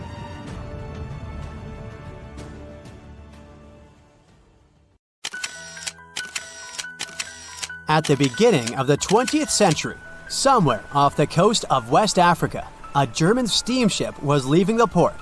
Suddenly, the weather got worse, and the vessel entered a thick fog. The sailors ran aground on a sandbank close to the shore.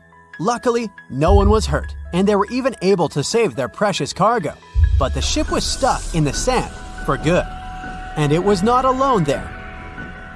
Nearly the entire length of the western coast of Namibia is called Skeleton Coast. If the name sounds scary, that's because it is. This 976-mile-long beach line is among the most dangerous places on Earth. The local Bushman tribes believe that their supreme deity made this land when it was angry. The Portuguese were the first Europeans to set foot in Namibia in the 15th century. And yep, they didn't like Skeleton Coast either. Portuguese explorers thought this land presented the gates to the underworld. This is the place where the Namib Desert meets the Atlantic Ocean. It might be dangerous, but it's actually beautiful. Plus, it's a UNESCO World Heritage Site. If Skeleton Coast had a PR manager, they would quit on the first day on the job. The area is not exactly tourist-friendly because of its geography and history. Beneath the sand and the waves, there is a secret ocean currently lurking for unsuspecting sailors. It's called Benguela Current. It flows towards the north along the coast of southern Africa. This part of the Atlantic is rich in marine life, but the current's land neighbor isn't that happy with the deal.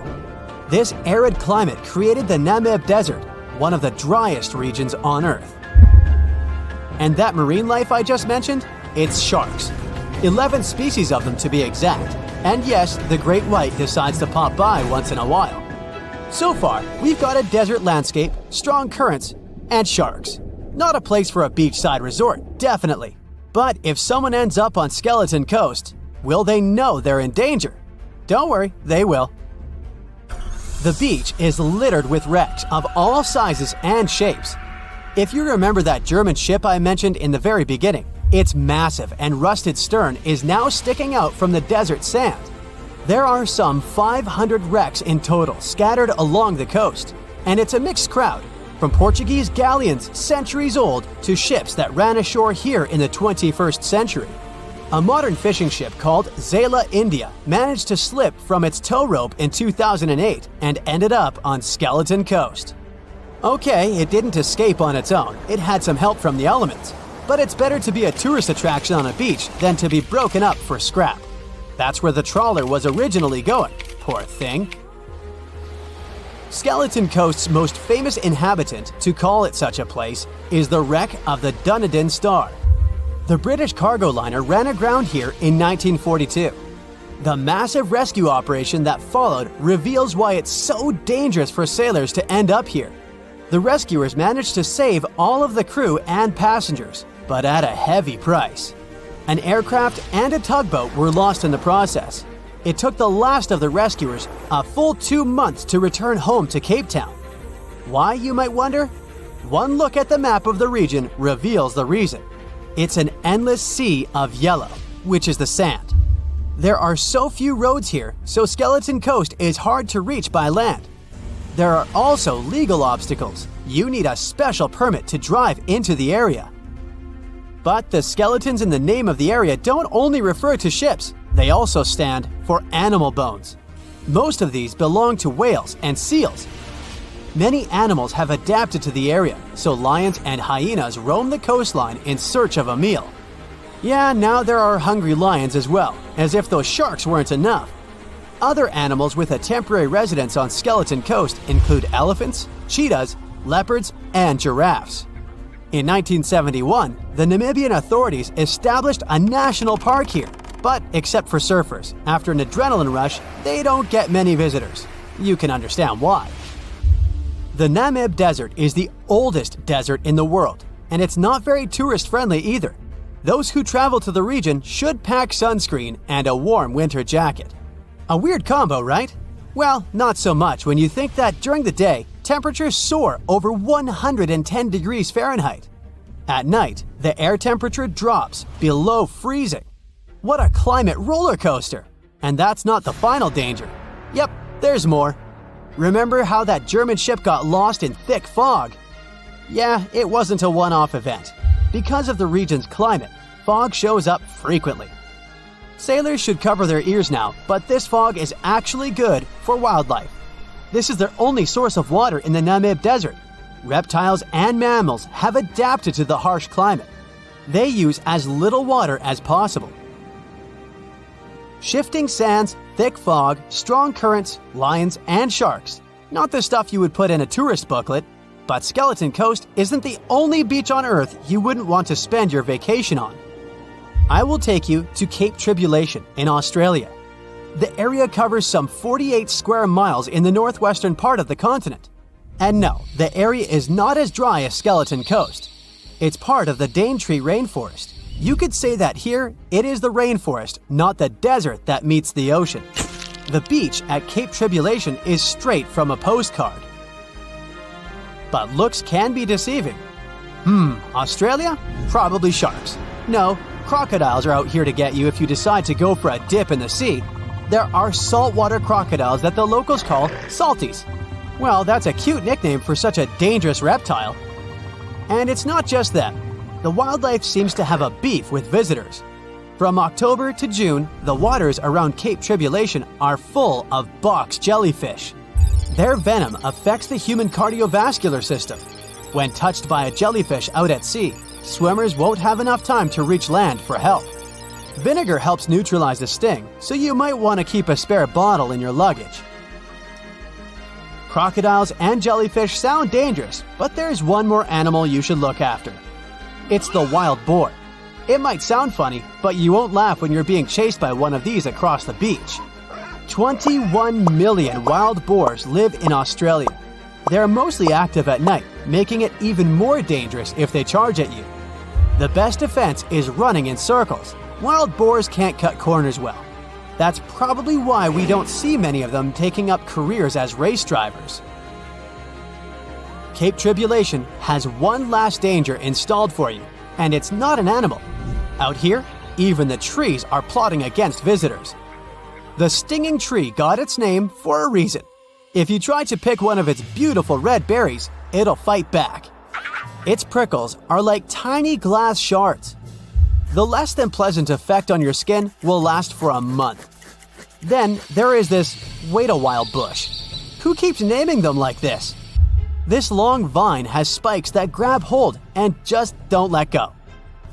They are so strong they can pull a human off a horse. You'll have to wait for someone to come by and save you from this thorny grabber. If you are about to cross this Australian beach from the vacation list, hold on for a second. Tourism is booming here. The local authorities have restricted access to all of the danger zones. Visitors go swimming in dreamy water holes that are surrounded by lush vegetation. There are even ropes to swing from. Now, that's a beach you can finally relax on. If I asked you to name the most famous shipwreck of all time, you'd go with the Titanic, right? The Atlantic Ocean, the hope for new life, heartbreaking love stories. It had it all to become a blockbuster. But I guess you've never heard of SS Princess Alice that submerged in the sewage of the River Thames, taking between 600 and 700 lives with it. Life in 19th century Victorian London wasn't easy, especially for working class folks. Affordable public transport and bank holidays made it a bit easier. The people could escape to the coast on a train or pleasure boat, even if it was just for a day. Sheerness on the Isle of Sheppey in Kent started as a fort under Henry VIII and then grew into a bustling town with a dockyard. When they added a railway station in 1863, it became a prime destination for day trippers and holidaymakers. Seaside promenades, charming piers, and a whole bunch of fun stuff to do by the sea. It had it all. A bit inland along the River Thames, you had the Rocherville Gardens. These gardens had archery lawns, bowls, mazes, lakes, cliff walks, and even a floral bazaar. Plus, there was an aviary, a bear pit, and a skeleton of a lost whale that had taken a wrong turn in the Thames. Londoners of the late 19th century could hop on a train or cruise along the Thames by boat, and both options were pretty popular. But on the 3rd of September, 1878, way more people than usual opted for the boat. They chose it over the railroad after a passenger train had collided with goods wagons in Kent, taking the lives of 5 people. The river felt like a safer way to go. One of the ships available for the trip was the SS Princess Alice. The paddle steamer was first launched in 1865 on the west coast of Scotland. Its original name was the Bute, and it was used as a ferry for the passengers of the Wemyss Bay Railway Company. A couple of years later, it was sold and renamed after Queen Victoria's 3rd child. Then, it was sold again and got the nickname the Shah's Boat, as it transported the Shah of Persia up the Thames to Greenwich in 1873. The ship had gone through several alterations in its lifetime. It got new boilers and watertight bulkheads. The Board of Trade had inspected it and marked it safe. In the year of its final voyage, it was officially allowed to carry up to 936 passengers between London and Gravesend in calm water. On the day of the tragedy, Princess Alice was on what was called a moonlight trip downstream from Swan Pier near London Bridge to Sheerness, Kent and back. The trip wasn't expensive, so most of the passengers were from the working class. There was also a musical band aboard to keep the spirits up. The 3rd of September was a bright day, and many families were happy they could catch some final summer sun rays and enjoy fresh sea air. The then owner of the ship, the London Steamboat Company, had several vessels working on the route. The passengers were free to hop on and off different ships. At around 6:30 p.m., after a beautiful day in the open, the SS Princess Alice headed back to Swan Pier. No one kept official lists of passengers, so we'll never know exactly how many people were on board that evening. But they say the steamer was close to its full capacity. As it got darker and cooler, many families decided to stay inside the saloon or in their cabins below. Some stories from the steamer sound like fate. The captain of Princess Alice let his steerer stay at Gravesend and replaced him with one of the passengers. John Ayres was a sailor but had little experience at the Thames or with a vessel like Princess Alice. Alfred Thomas Merriman, a chef from East London, had been offered to work on the steamer at the last moment. He was 30 years old and a father of 4, so he couldn't say no to extra money. At around 7:40 p.m., he was standing on the deck by the saloon door. By that time, Princess Alice had passed Tripcock Point and entered Galleon's Reach.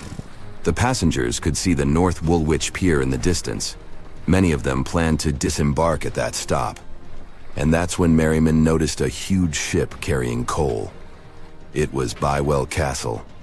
This vessel normally carried coal to Africa, but it had just been repainted at a dry dock. Bywell Castle was going to Newcastle to pick up some coal and transport it to Alexandria, Egypt. The ship's captain, Harrison, wasn't too familiar with these waters, so he called in Christopher Dix, a seasoned Thames River pilot, to lend a hand, even though he didn't have to. The ship had a fancy raised forward part below the deck, and Dix couldn't quite see what was in front of him. So, they had a sailor on lookout duty.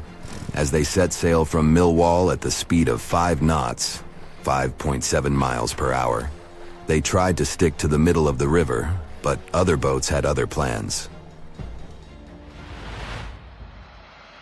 When they were approaching Galleon's Reach, Dick spotted Princess Alice's red port light, headed their way, but planning to pass on the right side.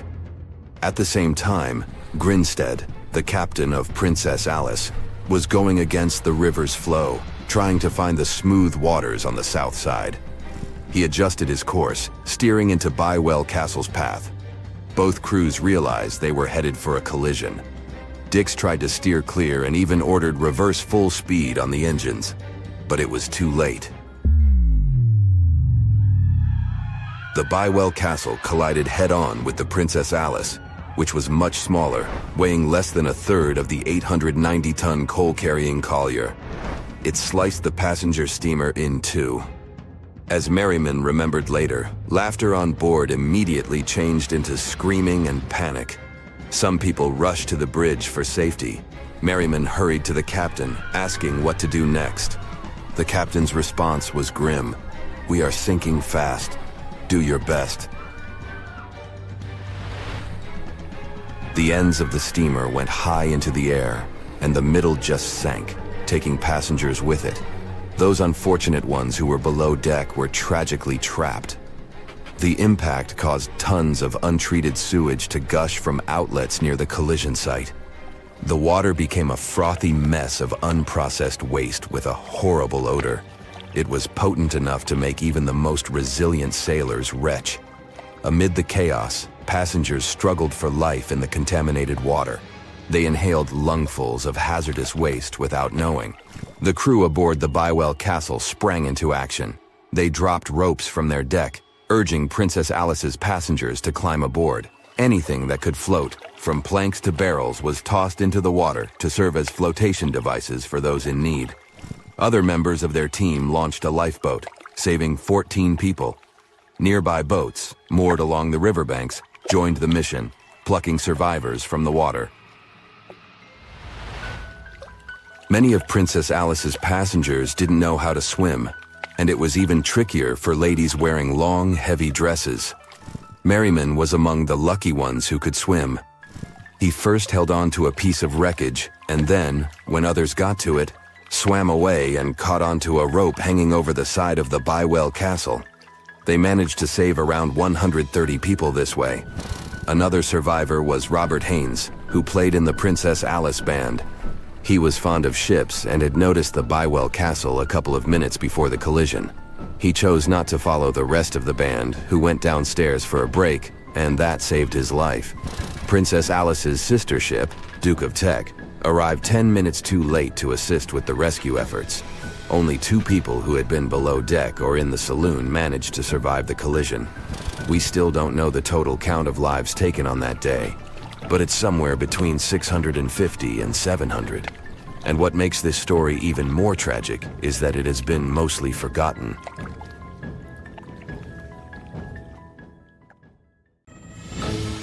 As an experienced sailor and the first man to ever sail non-stop on his own around North and South America, Matt Rutherford has seen a lot during his voyages. But what he saw in 2013 while sailing through the waters of the Atlantic with his colleague surely stands out. Some 800 miles off the coast of Bermuda, not far away from the famous Bermuda Triangle, they noticed a boat that seemed to be moving by itself. The sails weren't up and the motor wasn't running. The sailors decided to check if there was someone who needed their help aboard, so they moved closer to the mysterious ship. Once they got there, things only got weirder, as they realized there wasn't a living soul aboard. Rutherford started filming to document their discovery. The boat looked so awfully abandoned that they expected to find some pretty scary things in there. But it didn't stop Rutherford from searching the vessel. The boat, which turned out to be named Wolfhound, looked like an upscale one, probably costing hundreds of thousands of dollars. It was pretty weird to find it floating by itself in the middle of the ocean. It seemed like whoever abandoned it was leaving in a rush. There were clothes and other personal belongings all over the main cabin. Some parts of the ceiling had fallen and some drawers had popped open. The brave sailors decided to tow the ghost ship back to Bermuda. It wasn't easy because Wolfhound was bigger and heavier than their boat. After days at sea, the crew was running low on fuel and asked a passing freighter to stop and give them some gas. They kept pulling Wolfhound until the tow line got wrapped around the rudder and they realized they could get stranded in the Bermuda Triangle. So they had to abandon the ship. What really happened and how Wolfhound ended up in the middle of the ocean will probably remain a mystery. Rumor has it that it belonged to a member of the Royal Irish Yacht Club. The ship was going on its first voyage from Connecticut to Bermuda and then Antigua. It got in a terrible storm around 400 miles away from Delaware.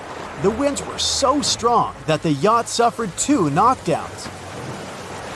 A Greek cargo ship rescued the crew. They left the ship with an emergency beacon on. The rescued crew members shared that they saw the ship sink, which only adds more questions to the story. How did it get back to the surface? Does the Bermuda Triangle have anything to do with that?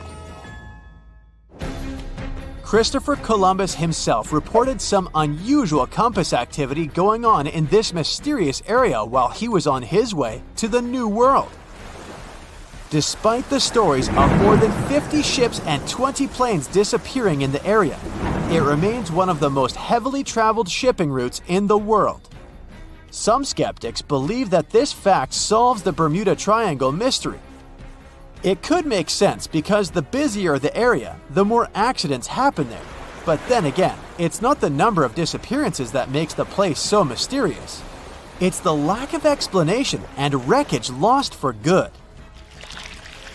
The first ever confirmed ship to vanish in the Bermuda Triangle was the USS Pickering. In 1800, it departed from the US on its way to the West Indies. The ship sailed into the Bermuda Triangle along with its 90-man crew. No one ever heard anything from them ever since. The popular explanation is that the ship was taken out by a storm. But because no one found any wreckage, we'll never know for sure. The largest ship that has ever disappeared in this mysterious area was the USS Cyclops. In March 1918, carrying a crew of 306 people, the USS Cyclops left Barbados and headed home to Baltimore. The ship passed through the Bermuda Triangle on its journey and vanished into thin air, or rather, water. The Cyclops never sent any distress signal and disappeared without any explanation or trace. The Bermuda Triangle isn't the only place in the world where ships go missing or mysteriously resurface. One of the most famous ghost ship stories would be of SS Beijimo. The large cargo steamer was built in Sweden. On October 1st, 1931, it got caught in pack ice. The crew decided to wait it out and managed to break free after a couple of days, only to get trapped again in less than a week. This time, they didn't manage to make it out. A rescue team went by air to save 22 of the crew members. 15 other members stayed in a wooden shelter they built not far away from the ship. Their plan was to wait out the winter and get back aboard. At the end of November, a strong blizzard was rushing through the area. When it was over, Beijimo seemed to have gone away with the storm. The captain decided it must have broken and sunk, but a few days later, a local hunter informed them that he had seen the ship around 45 miles away from their camp. The crew managed to find the ship and took the most valuable cargo from its hold. They had fears that Beijimo wouldn't live through that rough water, but it did manage to survive after all.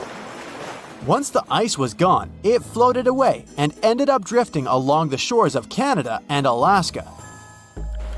Many people reported seeing the ghost ship in an open sea. Some even tried to board it to save the ship, but the weather didn't allow it to happen. The last time someone saw SS Beijimo was in 1969, 38 years after its crew had left it. It could still be drifting somewhere in the ocean. The story of MV Hoita happened in the South Pacific. The ship was originally a wooden luxury yacht. After serving for 20 years to various owners, it became a merchant ship. In 1959, it set on a trading voyage that was supposed to last around 2 days. When it didn't reach its destination on time, no one was worried at first as things happen in the open waters. After another day, and no distress signals from the Hoita, it was obvious that something serious was going on with it. There were 25 people aboard, and their families wanted to find them. A search and rescue crew worked for 6 days looking for the ship, or at least its wreckage, in an area of nearly 100,000 square miles. That's 1.5 times as big as Florida. Sadly, the mission had come back with no results. It seemed like Hoita had disappeared without a trace. A month later, another merchant ship noticed Hoita drifting in the ocean, miles and miles away from its original route, and none of the crew members or passengers were on board. The cargo had also disappeared. The lifeboats were also gone, so the people must have escaped the ship hoping to save themselves. It turned out that the crew had been trying to get help as they tuned the radio to the International Distress Channel. But the damaged cable didn't let them send the signal any further than 2 miles. It also looked like when they were leaving the ship, the crew took the logbook with them, and we still don't know what exactly happened to Hoita. Family members of those who were on board are still looking for answers. One professor claims it must have been a corroded pipe that leaked and flooded the vessel, but we'll most likely never know for sure. In the Pacific Ocean, near Japan, there is an area nicknamed the Devil's Sea. It's believed to be one of the 12 vile vortices around the Earth. Some people claim that vile vortices have weird things going on in them, because the pull of the planet's electromagnetic waves is stronger there than anywhere else. The most famous ship that disappeared in the area was a fishery patrol vessel in 1952. The ship went there to investigate the vessels that went missing previously and disappeared along with 31 crew members. Scientists who don't believe it was a mysterious disappearance blame the underwater volcano eruption for what happened. The moon shines brightly and illuminates the black water of the ocean. Thick fog descends on it in ominous silence. Then, it's suddenly broken by the creaking of wooden boards, followed by a rippling of the waves. Through the fog, you see the outline of an old, large ship. Its hull is rusty, and a strange cold is coming from it. But the most unsettling thing is that there's no one on the deck. The ship sails without a crew. No, this isn't a mythical Flying Dutchman, but a very real ghost ship. September 2nd, 2019. The British Royal Navy's ice patrol ship, called the HMS Protector, sails through the calm waters of the Atlantic Ocean. The time is 11 p.m. Some of the ship's crew are on deck, while others are sleeping in their cabins. The captain steers the ship and looks straight at the horizon. The sky is lit up by an orange twilight, and clouds float in the distance. Suddenly, against this beautiful landscape, one of the sailors notices the black silhouette of an unknown ship. The captain slows down and steers the ship a little closer to the mysterious vessel. This is an old cargo ship, 250 feet long. Attempts to contact the crew members lead to nothing.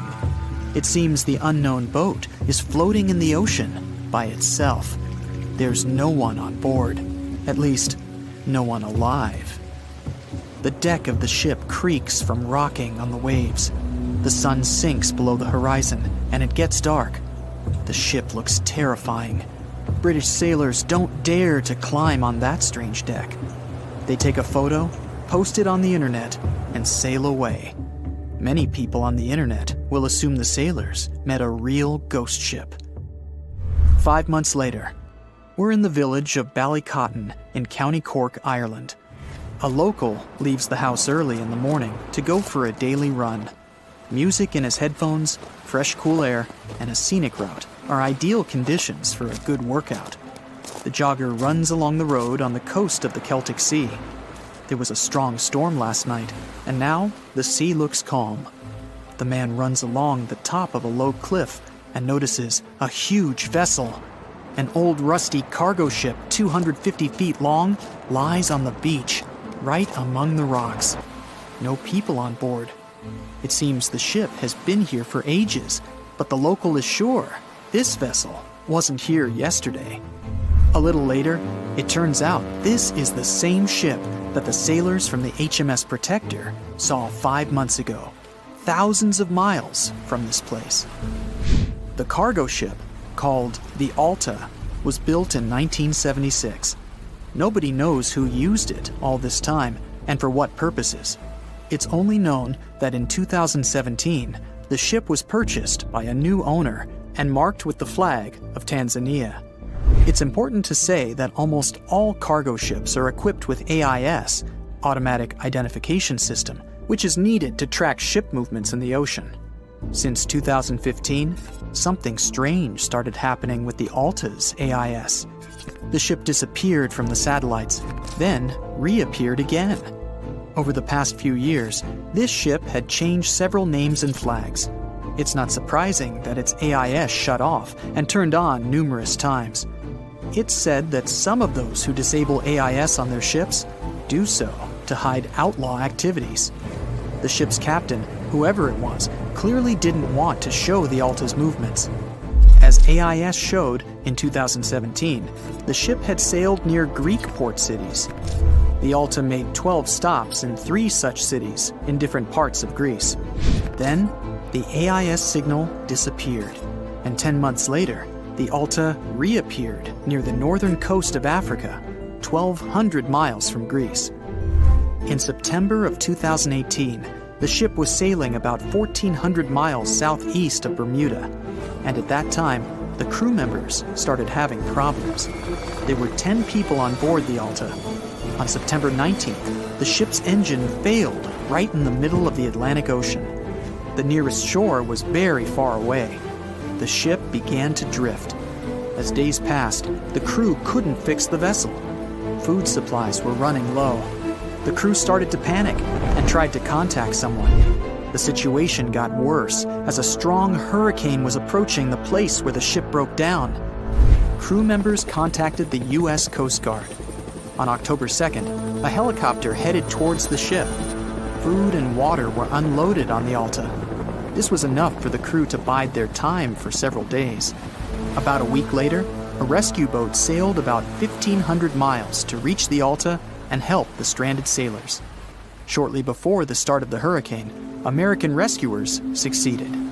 The entire crew of the wrecked ship was taken to Puerto Rico. The Alta remained drifting in the ocean. After a while, another ship arrived to tow it to the coast of Guyana. Then, something went wrong again. The ship was hijacked. Who did it and why remains a mystery to this day. But then, for some unknown reason, the thieves decided to abandon the ship and left it to drift in the ocean. For almost a year, the ship's location couldn't be tracked. Then, in September 2019, the vessel was found by the British Royal Navy. How the Alta was able to cover the distance across the Atlantic and wash up on the coast of Ireland is unknown. An investigation has been launched in Ireland. It's necessary to identify the owner of the vessel and find a responsible person to take on the task of towing it. But no one has since been found. Once, an unknown person called the Irish authorities and introduced themselves as the owner of the ship, but didn't provide any evidence. Several barrels of oil were found on board the Alta. To dismantle the ship, the Irish authorities will need to spend about 10 million euros. Local residents are annoyed by the wreck too. Corroding metal is bad for the environment, and kids have already snuck on board and posted a video on the internet from inside the abandoned ship. The further fate of the Alta remains unresolved. It's still lying there. That ship sailed in the ocean for just 2 years. Now imagine if some other managed to drift for 38. In all that time, no one could catch this ship, and people still seek it. That vessel is called the SS Bechimo. It was a merchant ship owned by a Canadian trading company. In 1931, the ship got stuck in ice off the coast of Alaska. A strong snowstorm began. The team waited a week for it to end, but the storm only intensified. One day, the weather improved a bit, and part of the team was evacuated to the nearest city. Another part of the crew, with the captain, set up camp near the ship. The storm started again and didn't stop for a long time. The blizzard was so heavy that the ship's captain couldn't see beyond his arm's reach. Finally, when the storm was over, the captain saw that the ship simply vanished. He decided the Bechimo sank during the storm. A week later, the ship was found, drifting near the place where it was lost. The hull of the ship was damaged so badly that it was unsafe to sail on it. The captain decided to abandon the ship. However, it didn't sink. For the next 38 years, it was drifting at various points along the Alaskan coast. Several times, people climbed on the ship, including native Alaskan residents and a group of researchers. Attempts to save the vessel from the sea ended in failure. The salvage operations were hampered by drifting ice and bad weather. The last time it was seen was in 1969. The ship was frozen and blocked by the ice. In 2006, the government created a special project to find the Bechimo. However, in all these years, the ship still hasn't been found. Its fate is unknown. It's likely that the ship has finally found peace and is now lying on the seabed of the Chukchi Sea. The year was 1854, and the SS Arctic, the fastest passenger liner of its time, set out to cross the Atlantic.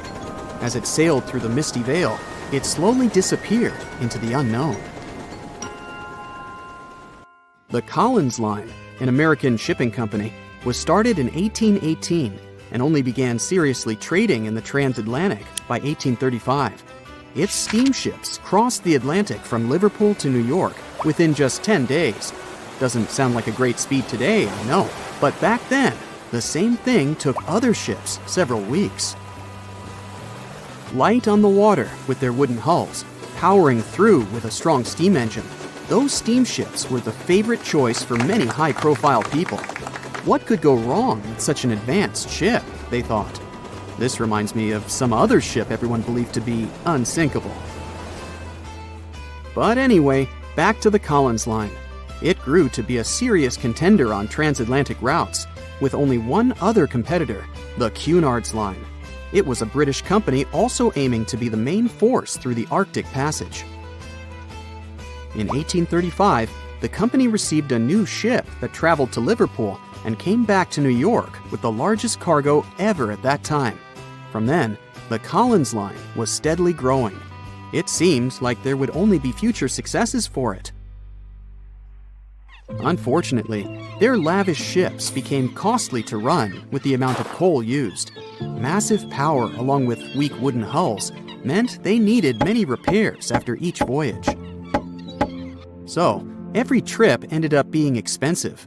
But since the ships were safe and had a great reputation, people were willing to pay the price, and the company was definitely not in crisis. They had achieved something no one had managed to do before them. Like I told you, their ships crossed the Atlantic in a whopping 10 days, and Edward Collins, the owner, was very determined to maintain the pace. Their 5 ships easily outran the Cunard's Line of only 3. With this great praise, it provided more attention. Though the Cunard's ships were slower with their iron hulls, they believed there was still profit, regardless of how slowly they sailed. Among Collins' ships, the Arctic, the third of them to be launched, was the largest, reaching 284 feet long, with 2 side-lever steam engines, each with 1,000 horsepower. The paddle wheels made 16 revolutions a minute when at full speed. At the time of its launch, the press called it the most stupendous vessel ever constructed in the United States.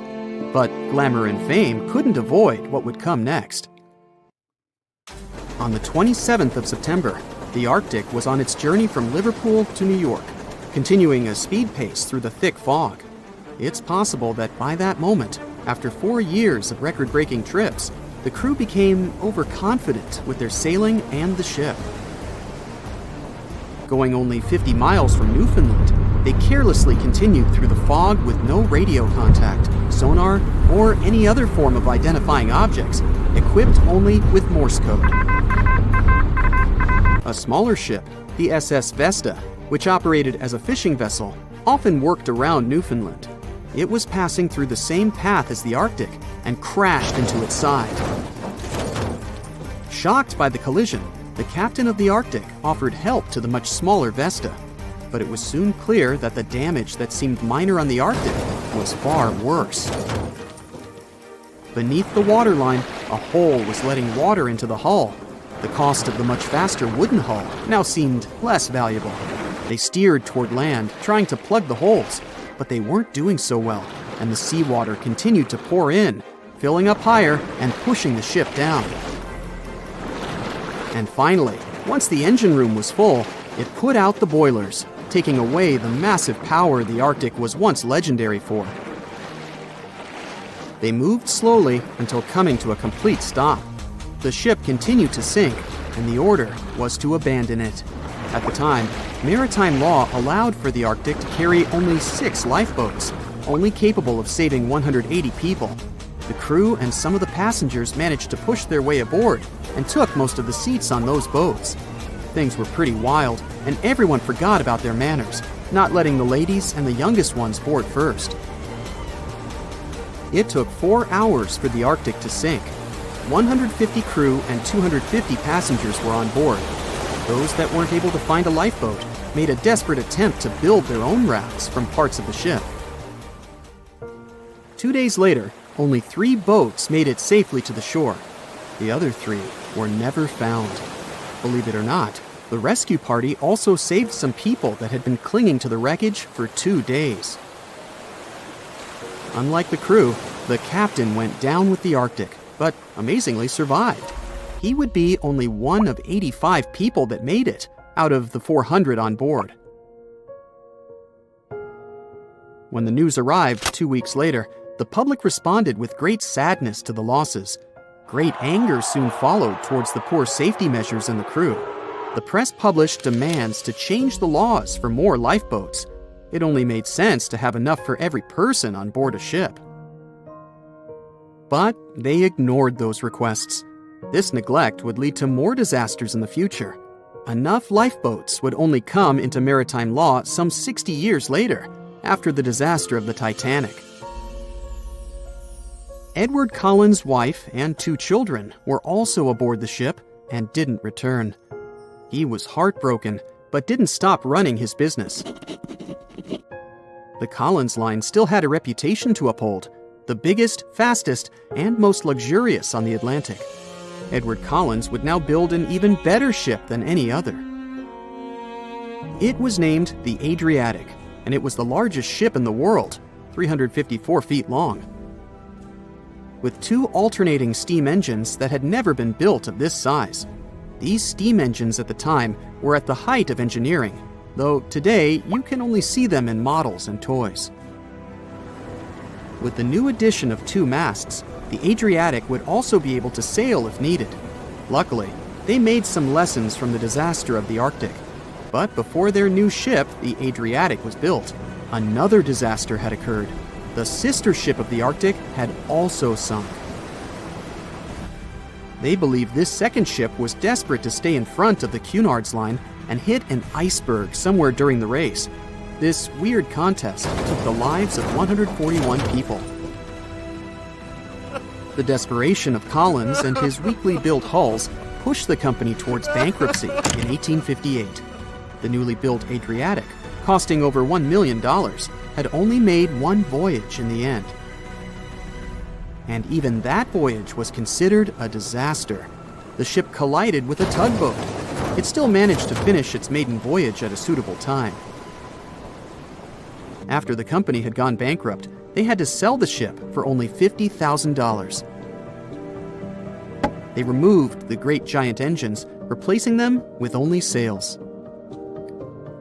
Although it was once the greatest ship on the high seas, it was only 30 years later until it was abandoned, labeled irreparable, and anchored in a river. The other remaining ships were also sold and only used for parts. Edward Collins left the industry altogether, seeking work on dry land instead. As the Collins line was no longer in the mix, the Cunards would grow in strength. Without competition, they would win the Blue Ribbon for the next 30 years, and 180 years later, after producing hundreds of ships. They still have a constant presence on the seas as they provide transatlantic crossings, world voyages, and leisure cruises. To this day, the Cunard Line is the only one to run ships between Europe and America, and it's great proof that it's not always the fastest that's the best. They said it was the most technologically advanced ship. They said it was unsinkable. And when it sank, they made a movie about it. These were the main reasons why the Titanic disaster became world famous. But unfortunately, this is not the only large-scale shipwreck. And sadly, there have been cases much worse than the tragedy of the Titanic. One of them occurred on April 27, 1865. The Sultana steamboat carried passengers and cargo daily between St. Louis and New Orleans. It was a pretty large wooden boat with 3 decks and was 260 feet long and 70 feet wide, almost twice the size of a basketball court. The ship could carry about 350 passengers, but on that unfortunate day, more than 2,000 people were on it. On April 23rd, she was making a routine voyage from New Orleans when it broke down. Something was wrong with the boiler, so the vessel docked in Vicksburg for repairs. At the port, the ship's captain, James Cass Mason, found out about an excellent opportunity to earn a lot of money. All he needed to do was to transfer a large group of former prisoners to the north. The captain agreed to do it, but the problem was that the boiler required a lot of time to repair. Mason was afraid that his competitors would take the job, so he decided to sail despite the malfunction the ship had. He patched up the holes in the boiler instead of a big repair and invited all the ex-prisoners on board. So, there was a broken boiler, an excess number of passengers, a lack of lifeboats, and not the best river conditions. Also, the captain refused to send the ex-prisoners to the hold, so they were all with ordinary passengers. There were strong chances for a shipwreck, but the greedy desire to earn more money was stronger. The Sultana went on a voyage and sailed up the river for 2 days. At this time, one of the biggest Mississippi floods in history began. The river overflowed its shores because of the flood, with the water level rising several feet. All the trees on the shore disappeared, and only the tops were sticking out of the water. The ship sailed opposite this powerful current, making the boiler work too hard. On the evening of April 26th, the Sultana arrived in Memphis, Tennessee, and they loaded even more, 120 tons of sugar and 200 passengers. She got incredibly heavy. Around midnight, the ship continued its dangerous journey. The captain sailed to barges to load a shipment of coal. At 1 a.m., the vessel left the barge. At 2 a.m., the broken boiler, unable to withstand the load, suddenly exploded. The Sultana was just 7 miles north of Memphis. Few people survived that day. The problem was that passengers trying to escape from the fire jumped into a cold river with a strong current. The Sultana disaster is considered the most tragic shipwreck in the history of the United States. The exact number of those who didn't survive is still unknown. According to various sources, this number was from 961 to 1,800 people. Don't be surprised that almost no one knows this story. There were many more survivors in the Titanic tragedy, and everybody heard about it. But the Sultana sank during one high-profile event. 12 days before the shipwreck, the country lost Abraham Lincoln. People hadn't yet recovered from this news, so no one paid much attention to the tragedy of the Sultana. Many catastrophes happened quite recently by historical standards. One of them occurred in 2002. The ferry La Jula was a Senegalese vessel. The ferry sailed twice a week, mainly along the coast of Dakar, carrying passengers who traded mango and palm oil. It made daily voyages and never faced severe problems thanks to modern rescue equipment and good repair service. But one day, the ship's crew discovered a malfunction and sent the boat to port. For almost a year, La Jula was in a non-working condition, awaiting repairs. But it didn't get high-quality service. After poor maintenance, the ferry set off on its last voyage.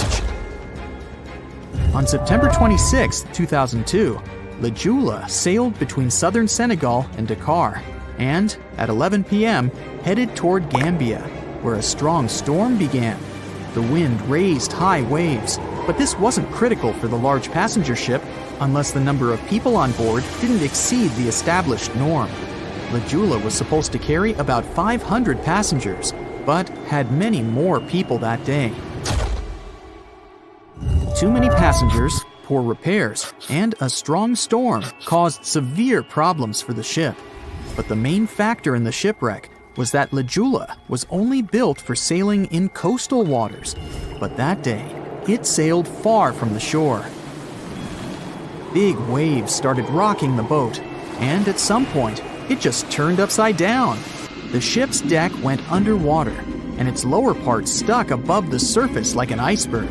All the passengers sitting in cabins fell on the ceiling and lost their orientation in space.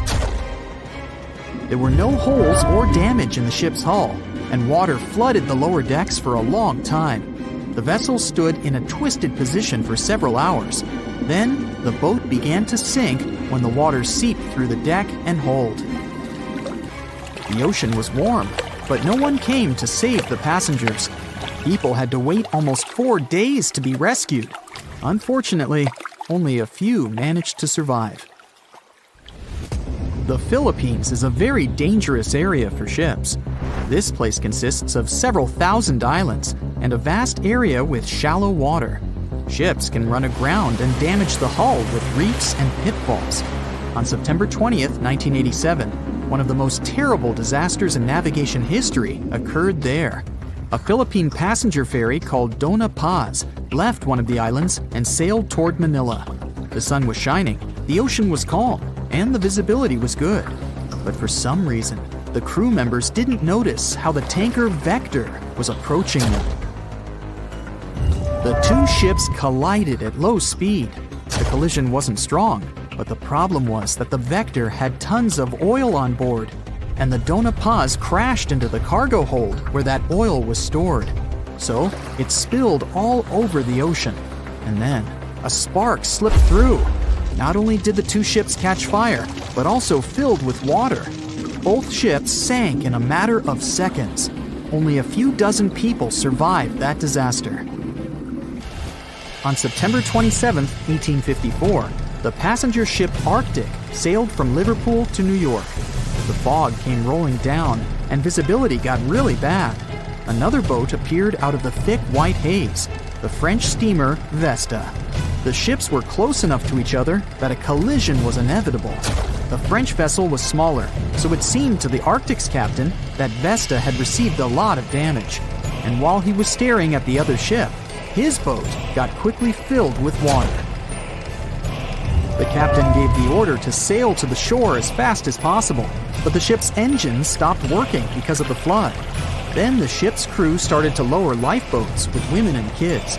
Still, when rescuers found lifeboats with people, it turned out that only 87 out of 400 people survived, 65 crew members and 22 passengers. Surprisingly, there were only grown men among them. The ship's captain survived by clinging to the wreckage. All newspapers wrote about this story as one of the most terrible and shameful tragedies in navigation history. The survivors were criticized because they didn't save women and kids, and the crew members were accused of violating the law, since the safety of passengers should be higher than the safety of sailors. But despite this, none of them were brought to responsibility. Unfortunately, shipwrecks still occur to this day, but fortunately, there are fewer of them than before, thanks to modern navigation systems and radar. But no technology can guarantee there won't be a super strong storm or any other emergency that no one can foresee. In the Titanic movie, you won't see any fumes above the fourth funnel of the legendary ocean liner, and it's not a mistake. Back in 1911, the year before the Dream ship's departure, large ships would mostly sail with 4 chimneys. They needed those to draw heat and fumes from their massive boilers. The Titanic was a real engineering gem that only needed 3 chimneys to function. So the fourth was added for balance and more impressive looks. The White Star Line thought the public would have been disappointed to see only 3 pipes on the greatest ship of all time. The Titanic's sister ships, the Olympic and the Britannic, also had 1 fake funnel each for the same reason. The dummy chimney wasn't completely useless and served for ventilation. It took out the fumes from the machine spaces in the lower decks and from one of the first-class general rooms. 1 big ventilation funnel, instead of several small ones, helped to declutter the upper decks and left more open space for passengers to enjoy their strolls. When Titanic went down, the funnels, each weighing 60 tons, went down with the rest of the ship. They were made extra tall to make sure the passengers weren't covered in the suit being ejected. Their height and weight let them stay in the upright position. The forward funnel, followed by the others, fell only when the ship went for the final dive. Those chimneys were much lighter than the bow, so they spread among other debris.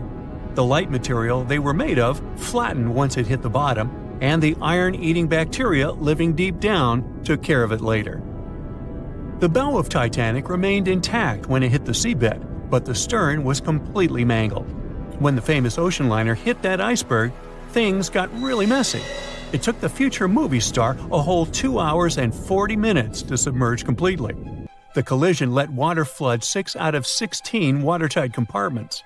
As the water gushed into the starboard side, the ship started to tilt down in the front and a bit to the right.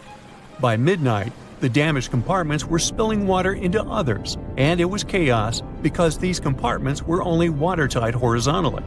Soon enough, water started flooding through the anchor chain holes, and by 2 a.m., the bow was sinking, and the stern's propellers were lifted out of the water. The ship kept flooding until the moment the bow went underwater, and the stern shot up almost 45 degrees. The weight of those massive propellers stressed the ship's midsection. The steel just couldn't handle it and failed. Survivors described that moment as some loud noise, like breaking china or falling gear. That was the Titanic's upper structure giving in. By 12 past 2 a.m., the bow and stern were only connected by the inner bottom structure. Minutes later, the bow, weighing almost 16,000 tons, broke loose from the stern. The stern rose sharply to an almost vertical position and started sinking slowly. By 2:20, it disappeared underwater. The bow was cruising down at about 13 miles per hour and had hit the ocean floor almost a half an hour before the stern. The two parts of the Titanic now lie 2,000 feet apart, pointing in different directions. The bow remained mostly intact, just covered in mud. The stern turned into a tangled wreck because of the implosions it went through during the descent. The air trapped within the structure just couldn't handle the increasing pressure of the water deep down. Signal rockets played a big part in the Titanic's tragedy. When a ship goes down, you're supposed to shoot up red flares to signal trouble. But someone decided to stock Titanic with white lights instead of the usual red ones. So when the ship smacked into that iceberg, the crew fired off white flares. The SS Californian was passing nearby, and his captain knew the Titanic was in a dangerous iceberg zone. The crew didn't spot the sinking Titanic, but they sure saw those white rockets. The radio between the ships was useless because the Californian's operator switched it off. The captain had a gut feeling something was off, so he flashed a Morse code light signal at Titanic. But he received no reply because the Titanic had already gone underwater. There was another ship, Samson, sailing alongside the Titanic. It had plenty of illegally hunted frozen seal meat from Canadian waters abroad, so it was sailing with lights off to remain unnoticed. When they saw the Titanic's white rockets, they thought it was the Coast Guard and zoomed away. Samson didn't have a radio, so they couldn't find out about the ongoing disaster. The crew got the news about Titanic only when they got to the coast of Iceland the following month. There have been many theories to explain the Titanic tragedy, and one of the recent ones says that there was a fire involved. An Irish journalist went full detective for decades, digging into the mystery, and stumbled upon a game-changer. He came across a photo album that had been hiding from the public for a century after the tragedy. In the pictures, taken at the Harland and Wolff shipyard in Belfast, Northern Ireland, just over a week before the liner sailed, you can clearly see a massive 30-foot black spot on the ship's hull. Maloney researched the photos and eyewitness testimony from the time and claimed that a fire spontaneously broke out inside of one of Titanic's enormous coal bunkers. It was raging for a whole 3 weeks and messed with the metal, critically weakening a crucial segment of the ship's hull. Back then, most ships had just one hull, so it was the only skin the Titanic had. That's why the iceberg managed to punch a hole through the ship so easily. If it hadn't been for the fire, the Titanic might have shrugged off that iceberg collision. The company operating the liner knew about the fire, but they decided to conceal that fact. They didn't want any negative stories in the press as they faced some serious competition in transatlantic voyages. The Titanic was sold out, so they stocked up on coal and made it sail. The moon might have also played a role in the sinking. Our satellite heavily affects tides on the Earth. The closer it is to our planet, the stronger the tides are because of the increasing gravity of the moon. Back in 1912, the moon was so close it made several glaciers in Greenland break apart. Massive chunks of ice that broke off from the glaciers started floating south.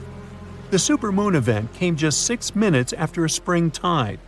During new and full moons, the alignment of the moon, the Earth, and the Sun makes their combined gravity reach its peak. And the day before, our planet had come the closest to the Sun that year, which made the gravity even stronger. This mixture of events created perfect conditions for one of the most powerful tides in history. It created the perfect conditions for the icebergs breaking off from Greenland's glaciers to move freely. Opponents of this theory say that the difference in tidal force wasn't actually that big, and it couldn't have been the main cause of the sinking. The iceberg tore down the side of the ship, leaving a huge opening in the hull. It wasn't a continuous rip, and damage was caused in several places. Some experts believe the ship would have survived the iceberg if it had hit head-on. The Titanic had watertight compartments designed to prevent flooding in case of a collision. Only the first 3 or 4 of these compartments would have been flooded. This could have helped save a lot of lives. Supporters of this theory put the blame for the disaster on First Officer William Murdoch.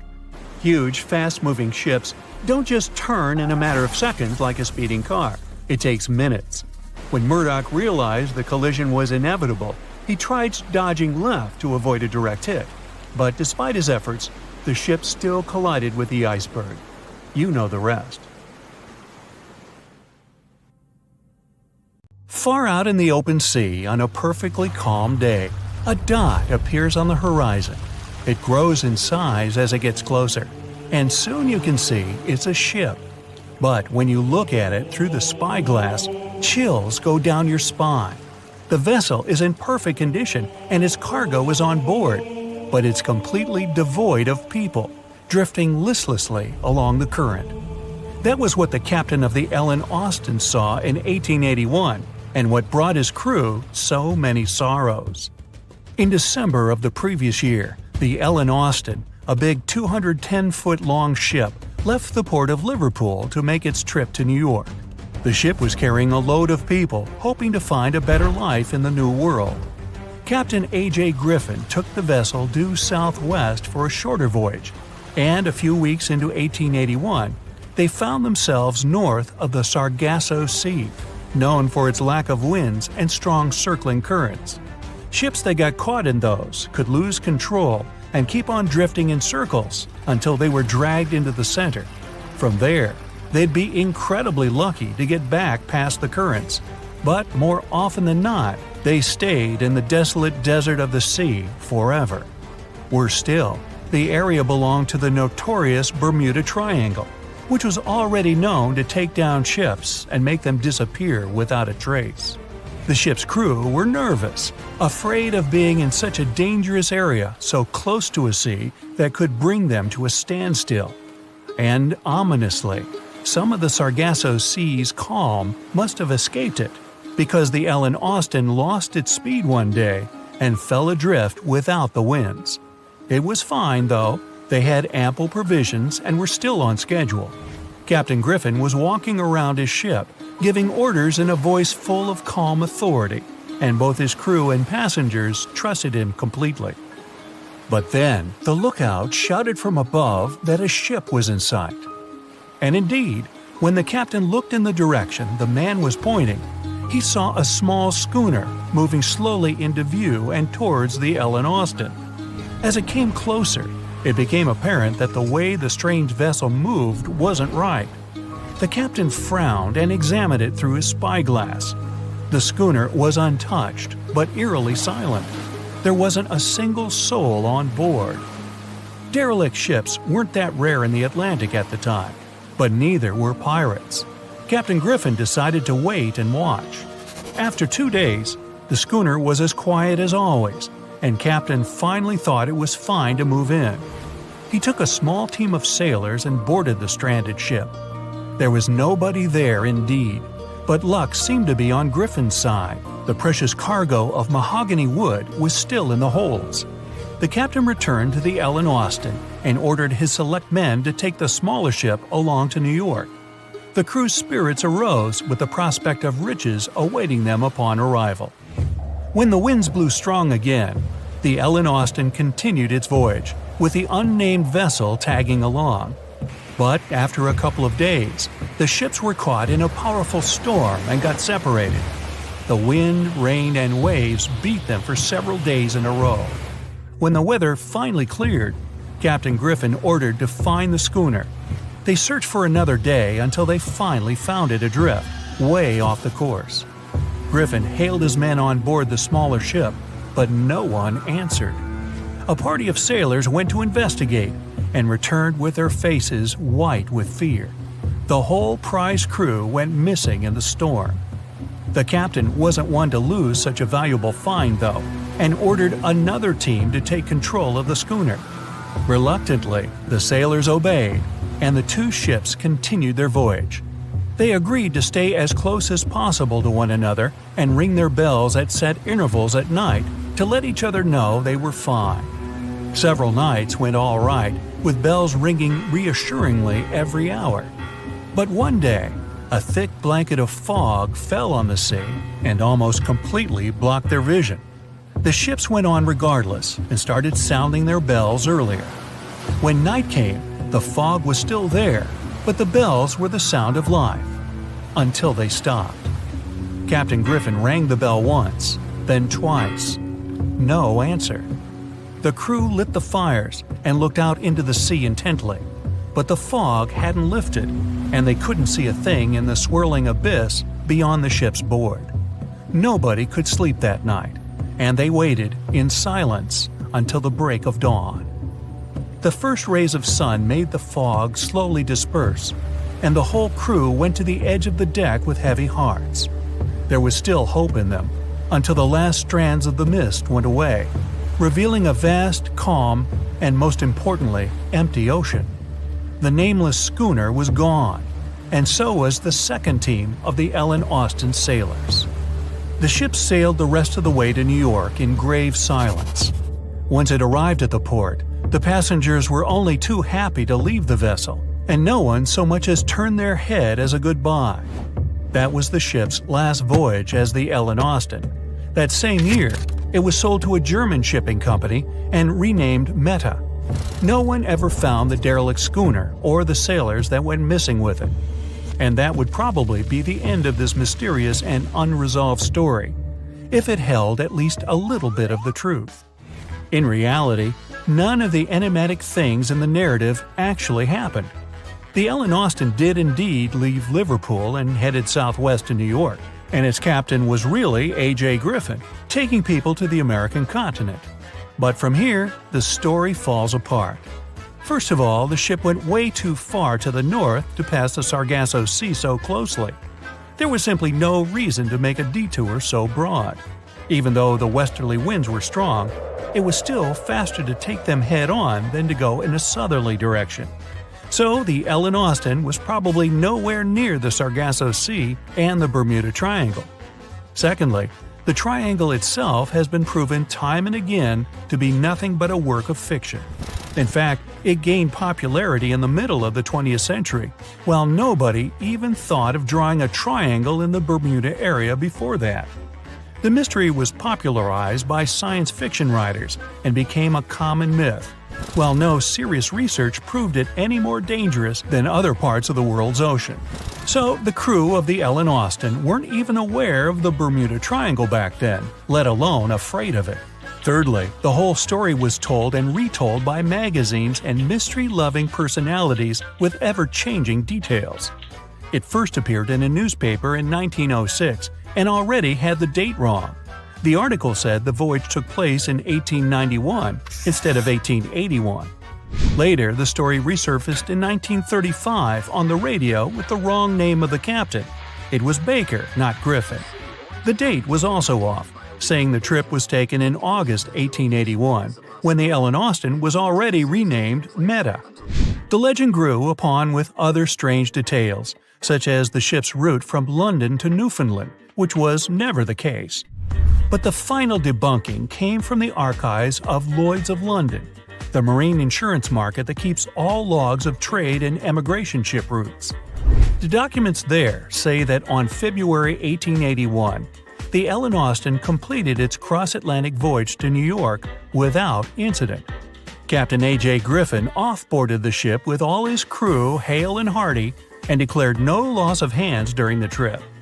The voyage took over 2 months because the ship had to fight strong westerly winds pushing it back towards Britain. The crew reported no strange encounters on the way, and the whole thing was as boring as could be. And even the passengers must have been smiling when they stepped on the American soil at last, unaware of the phony baloney story they were about to be a part of. We know Titanic from so many stories, even a movie. but now we have its first full-sized digital scan. And nope, it's not like those models from before, where we mostly imagined what the ship was supposed to be like. This time we got a real digital scan.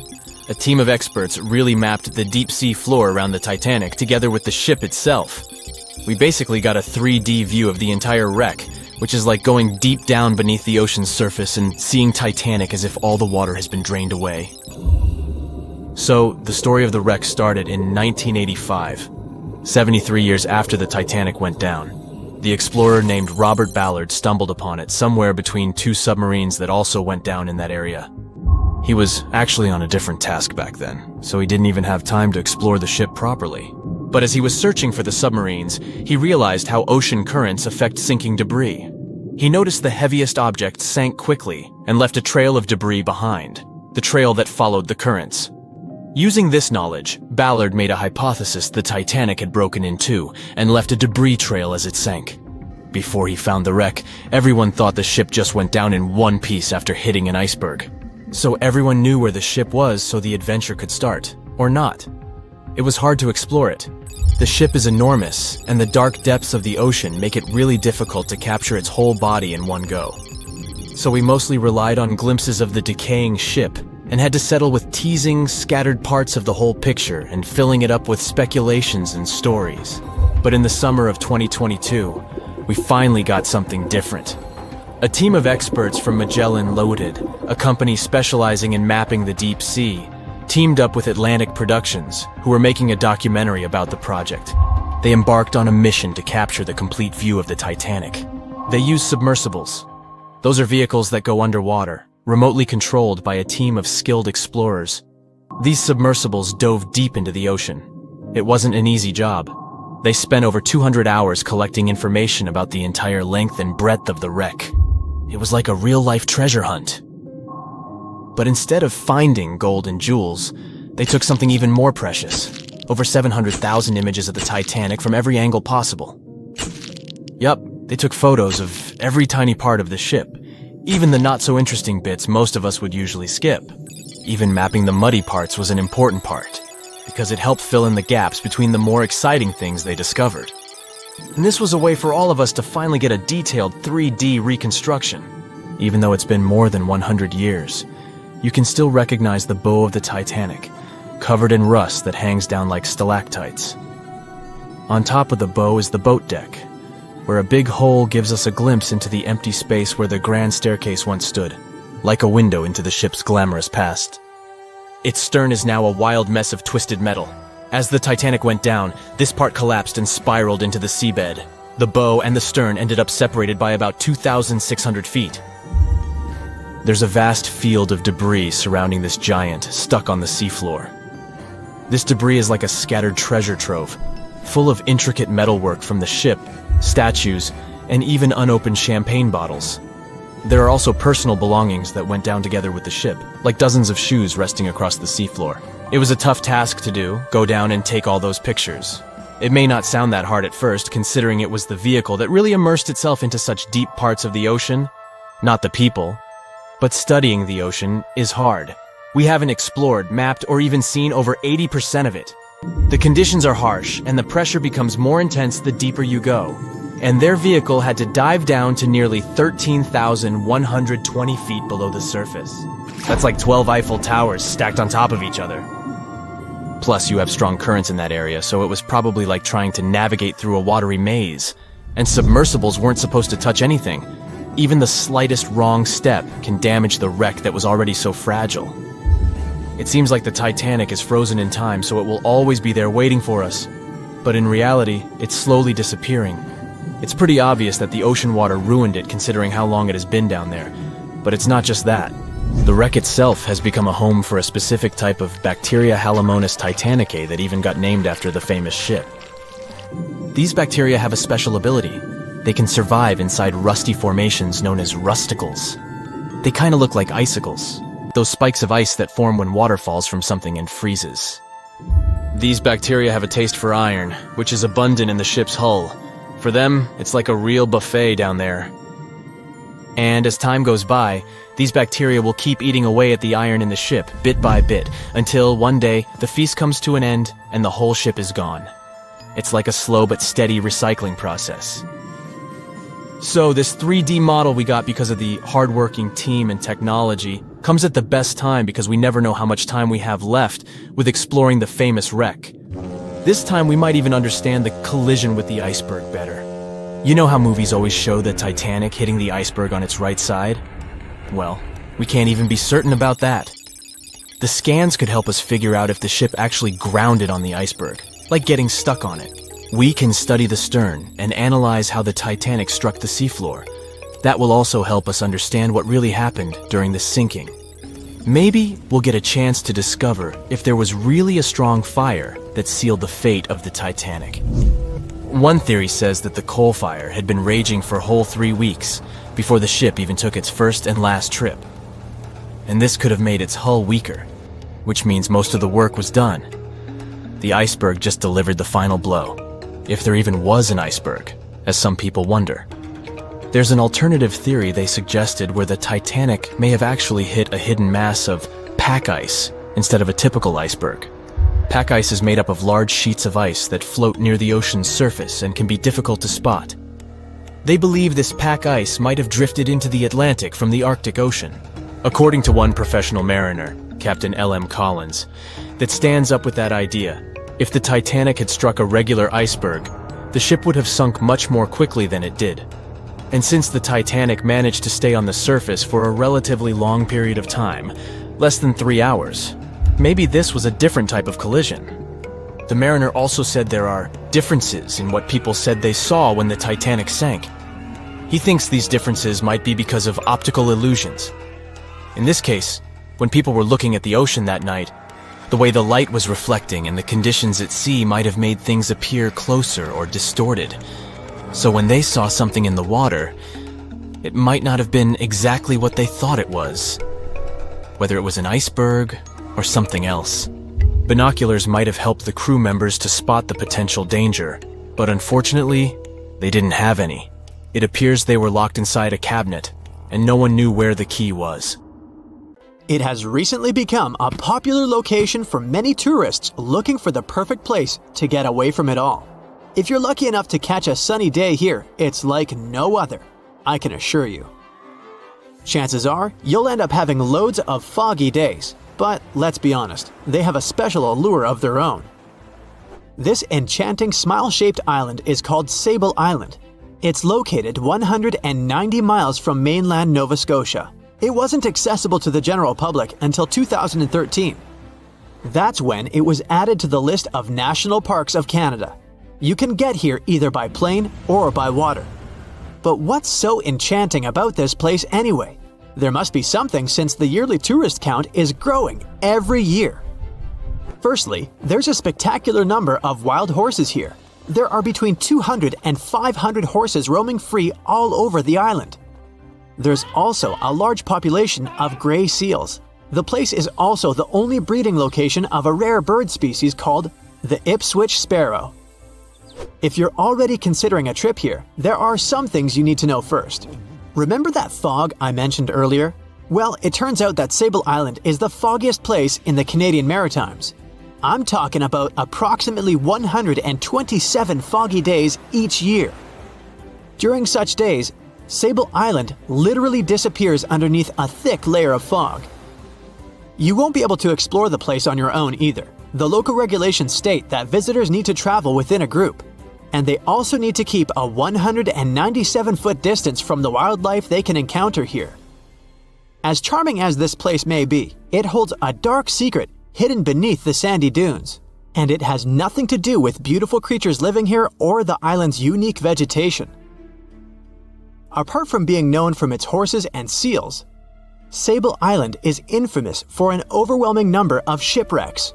Over the years, about 350 ships have ended their lives here, on these sandbars.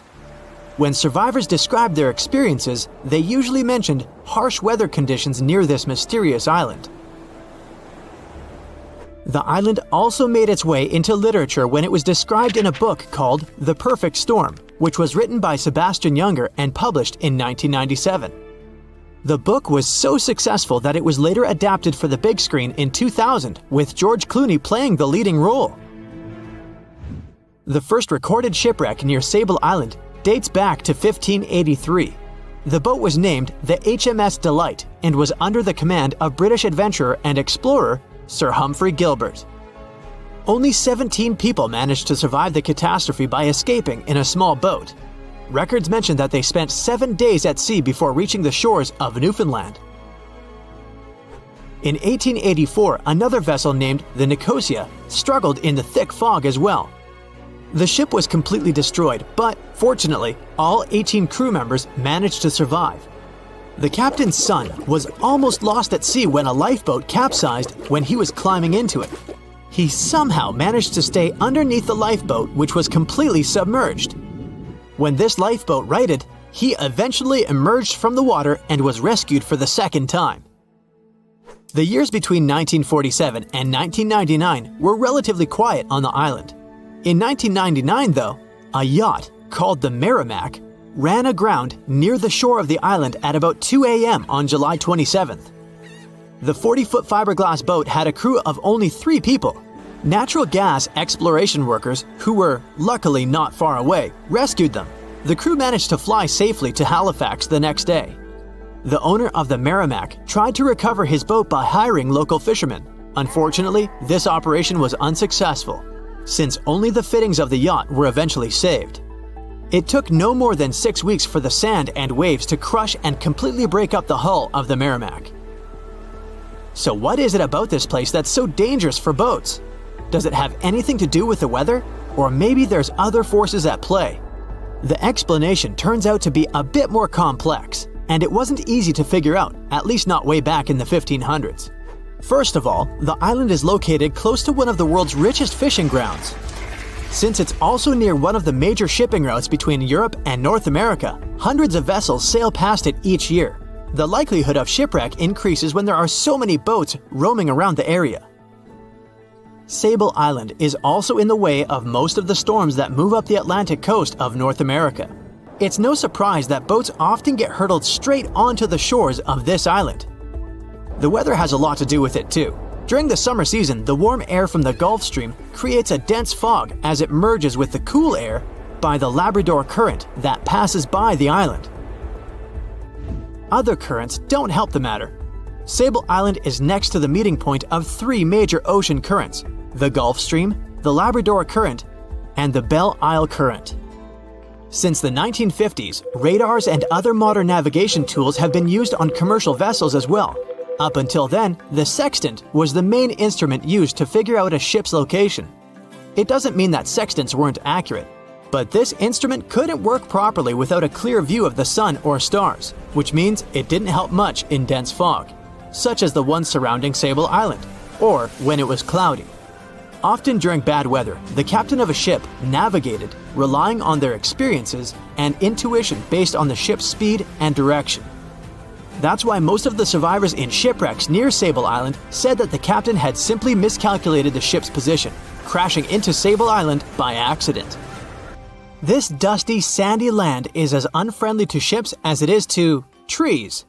There's reportedly a single tree on the whole island, and it looks a lot more like a bush. It's actually a pine tree. And since the famous island horses don't see it as much of a food source, it somehow managed to survive. Reports say that the tree was planted back in the 1950s. Local authorities were trying to grow a forest on the island to make it a bit more welcoming. They've planted tens of thousands of trees over the years, more than 69,000 evergreens, 600 fruit trees, and about 55 pounds of pine seeds, along with other plants which could survive the conditions on the island. But they were no match for the extreme weather and sandy soil. Out of all those plants, just one pine tree is still alive. Thanks to its resistance, it has even become a symbol of Sable Island. Interestingly, for around 40 years, the island also had just one inhabitant. Can you imagine that? One person living on a remote island for so many decades? It's the story of a woman called Zoe Lucas. She chose to surround herself with the only residents on the island: the horses, the gray seals, and the many species of birds. An esteemed naturalist, she mentioned in an interview she gave back in 2017 that she was used to living on the island and that she never got lonely. To survive here, she had to put together an essentials kit. It included a notebook to take notes and a pair of binoculars to study the wildlife. You can safely assume she wasn't scared of the intimidating surroundings, since she decided to eventually call this place home. At first, Zoe wanted to set up camp on one end of the island, near some abandoned buildings. But eventually, she settled in a wooden house near a bunch of sand dunes. A Canadian institution called the Meteorological Service of Canada put together the simple construction back in the 1940s. Parks Canada operates the building these days. Zoe's work included gathering as much data on the local horse population as possible. It could help scientists better understand how they managed to adapt to the unfriendly environment. She also helped gather the debris that made it to the shore to help track pollution levels. Among all the rubbish that she collected, there was a refrigerator and a crate full of fresh peppers. Some other specialists eventually started working rotating shifts on Sable Island to offer the brave woman a little bit of company now and then. Can we estimate how many ships and airplanes were lost in the Bermuda Triangle? Have their disappearances resulted from human error or weather phenomena? Let's try to find out. We have a curious story of the SS Cotopaxi. This ship vanished in 1925, traveling from Charleston, South Carolina to Havana, Cuba. It never reached its destination. Years later, in the 1980s, a wreck was found 40 miles off St. Augustine, Florida. Since specialists could not precisely determine what and where it came from, they nicknamed it Bear Wreck. It took many additional years of work, done mainly by marine biologists, to identify that this ship was indeed the missing SS Cotopaxi. This was confirmed in January 2020. How did the ship just reappear? And how did it get there, since this mysterious shipwreck isn't even in the Bermuda Triangle? Now, let's see who came up with this term, Bermuda Triangle. Can you actually pinpoint the triangle on a map? No, it's not an officially recognized location either. The Bermuda Triangle does not appear on any world map. Nobody has agreed on its exact boundaries. There are only assumptions with approximations of the entire area, ranging between 500,000 and 1.5 million square miles. By all approximations, the region has a vaguely triangular shape. In 1964, an American author named Vincent Hayes Gaddis first came up with the idea when writing an article for Argosy magazine. He used the Bermuda Triangle to describe a triangular region that has destroyed hundreds of ships and planes without a trace. It is pretty hard to get the number of lost ships and planes because some ships and aircraft have gone missing without leaving a trace. Their wreckage in the region has not been recovered, but the recorded stories should help us. Legends about the Bermuda Triangle date back to the 15th century, like that of the Italian explorer Christopher Columbus. When sailing through the Atlantic waters, he passed by this location in the late 1400s. In what we now know as the Bermuda Triangle, he saw a huge flame that seemed to just crash into the ocean. Later, he saw an unusual light flashing in the distance at the exact location. Like many other sailors since then, his compass had severe malfunctions. Flight 19, a Navy plane on a routine schedule back in 1945, also started the Bermuda Triangle legend. It was commanded by Lieutenant Charles Taylor, and it's recorded that he just got lost in the triangle for no reason. Since pilots had no GPS back then, they had to trust their compasses and keep track of how long they'd been flying in a specific direction and their speed. Shortly after completing the task, both of the compasses on board stopped working correctly. Records found after the plane's disappearance also indicate that Taylor didn't have a watch on that particular day. The initial report stated that pilot error was to blame for this unfortunate event. However, because people weren't satisfied with this outcome, it was changed to causes or reasons unknown after several reviews. One surviving pilot named Bruce Guerin suggested he went through an electronic fog while passing above the triangle, making him travel through time. In 1970, when this incident happened, He was flying his aircraft when it was surrounded by two huge clouds that formed a whirlpool and spiraled. Like many others before him, he noticed that his navigation devices were malfunctioning.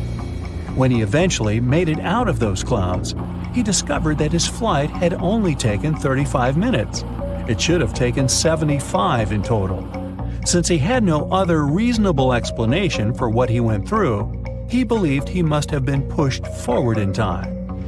It's not only strange-looking clouds that have been seen above the Bermuda Triangle. In 2014, a pilot recalled almost colliding with a flying object that he could not identify whatsoever. Some of these strange encounters were even caught on tape. It's the case of an early 2015 flight whose passengers noticed a curious object just floating over the ocean. The pilots have yet to figure out what they actually saw back there. Okay, not all of the possible explanations have been this unusual. Oceanographers, for example, have also tried to explain why ships disappear around here. So they recently came back to one of their old theories: rogue waves. These are immense walls of water that just pop up suddenly. If multiple such waves rise simultaneously, they overlap like a wave sandwich. If one single wave can reach over 30 feet tall and happen simultaneously, it can create a rogue wave that can surpass 100 feet high. These types of waves can quickly overtake even the biggest of ships. Meteorologists came up with their own explanation too: hexagonal clouds. These unusual types of clouds can generate winds of up to 170 miles per hour, and they're pretty significant too, some reaching 20 to 55 miles across. As such, waves inside these wind giants can go as high as 45 feet.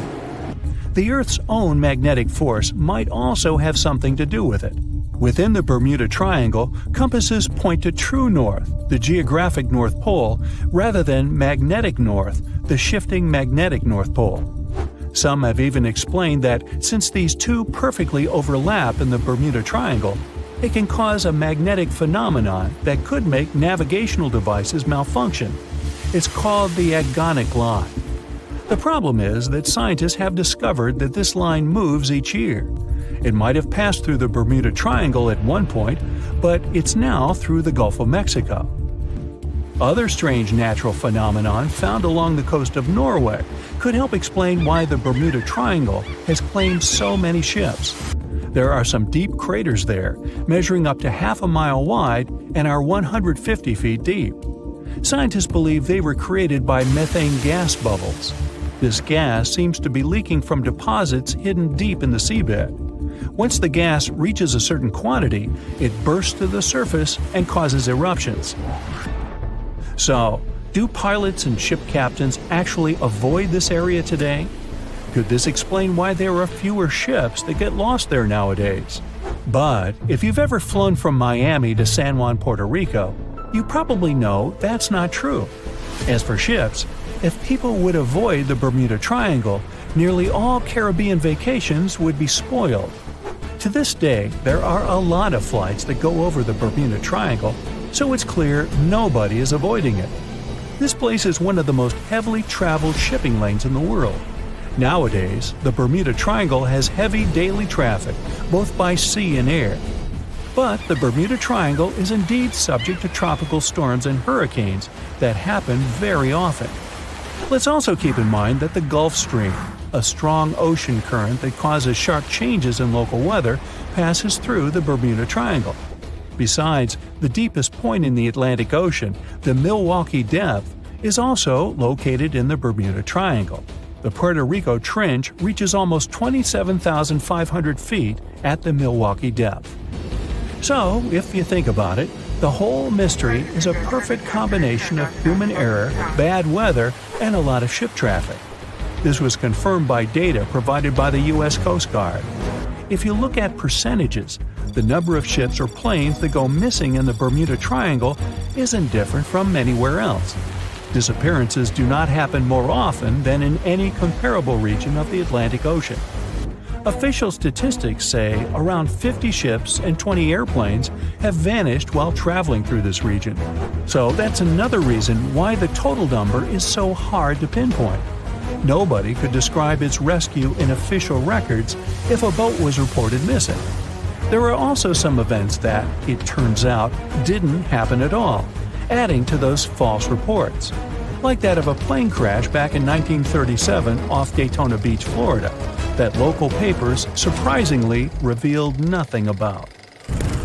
The voyage started just like any other. The cargo ship SS Cotopaxi is making another journey to Havana, Cuba, to deliver coal. It's November 29, 1925.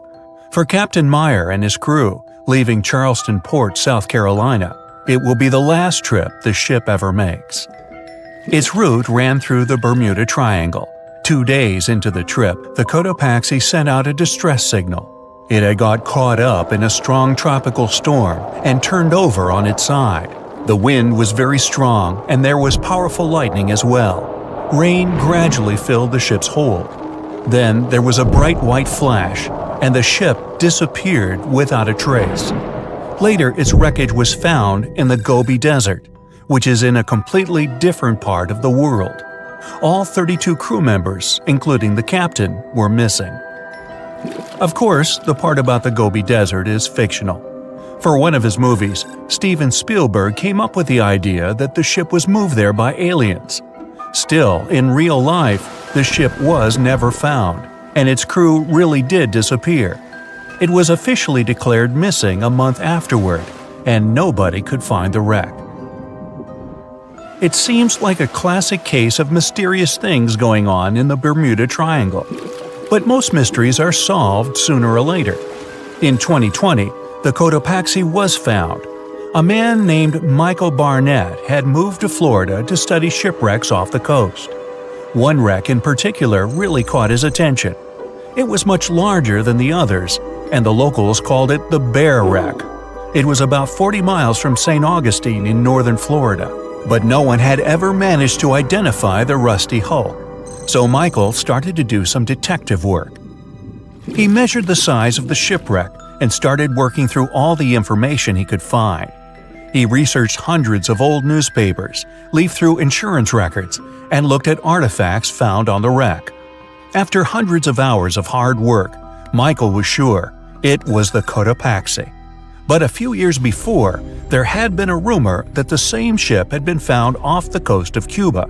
The Coast Guard found the wreck of a cargo ship about the same size that looked a lot like the one lost in 1925.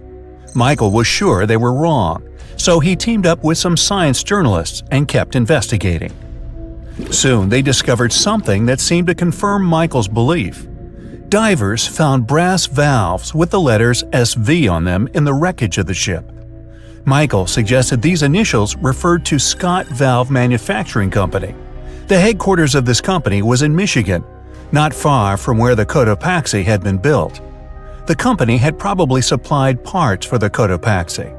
So the puzzle seemed to be solved. The Bear Wreck was really the missing cargo ship. But Michael still needed to work out why the ship had sunk. Did something mysterious really happen to the Cotopaxi in the Bermuda Triangle?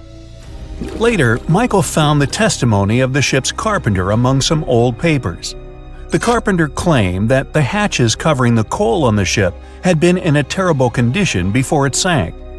Repair work on the covers wasn't finished before the crew got the order to sail to Cuba. So if the hatch covers were still broken during the trip, water could have easily gotten on board. This water probably flooded the hold during the tropical storm.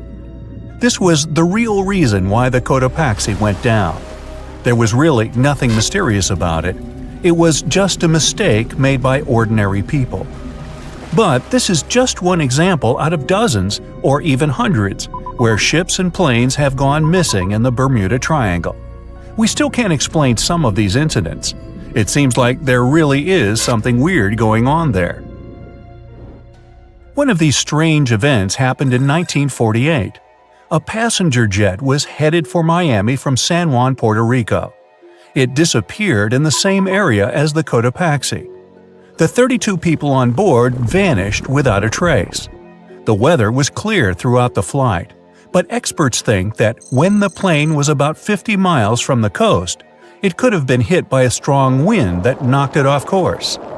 Years later, a similar plane was found in the area of the Bermuda Triangle, but because no one could work out the registration, it was impossible to say for sure if it was the same one. Something even stranger occurred not long before, in 1945.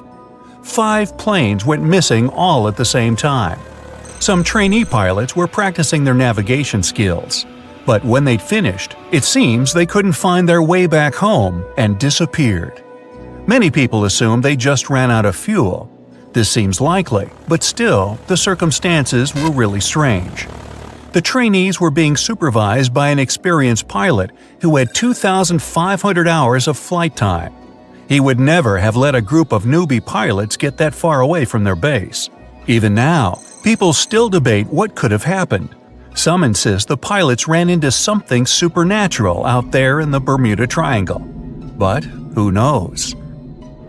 And here's another freaky thing that happened there which no expert has been able to explain: time travel.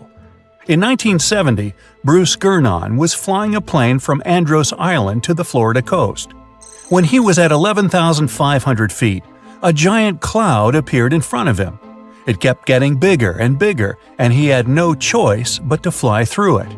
As soon as he did, the plane was surrounded by darkness. It was as if the day had turned to night in a split second. Suddenly, Bruce began to see white flashes of light around him. They were so bright that they lit up the entire sky. But they weren't lightning bolts, although he couldn't really explain what they were. The plane continued through the strange cloud for almost a half an hour. Bruce noticed that the cloud changed shape during this time. The space around the plane turned into a tunnel. Then the tunnel started narrowing. Bruce became really tense as he tried to cope with the plane's controls. All his instruments and navigation equipment were going crazy, and the electronics stopped working. Then, a white light appeared at the end of the tunnel. Just like in the movies, the plane escaped the closing cloud tunnel at the very last second. Everything was fine, but now Bruce found himself in some white fog. He had no idea where he was. Then he managed to contact ground control. He was shocked when he learned that his plane was already in the airspace above Miami. It seemed that something impossible had happened. Bruce was meant to cover a distance of about 250 miles during the flight. This usually took 1.5 hours, but he had managed it in just 47 minutes, almost 2 times faster than normal. When Bruce landed, he went to check the amount of fuel left in the tank. It turned out he'd used up a lot less than the normal amount of fuel as well. Could there be a logical explanation for the time-traveling plane? Well, records show that a large number of sunspots were detected on the surface of the sun that day, and there was a strong solar wind. This could easily have made the electronics and devices on the plane go crazy. But what about the mysterious cloud? The Florida coast is a place where 2 large air currents meet. One has a high pressure and the other is a low pressure one. This causes a lot of storm clouds in the area. But people still debate how Bruce was able to cover the distance so quickly. Some people say that some kind of mysterious dark energy was involved. Others say it was a gravitational anomaly that curves space and time. Others think that Bruce is just a fraud. We still don't know the truth. So, is there really something supernatural about the Bermuda Triangle? Or is it all just coincidences and made-up stories? The truth is that no more planes and ships disappear in the Bermuda Triangle than anywhere else in the world.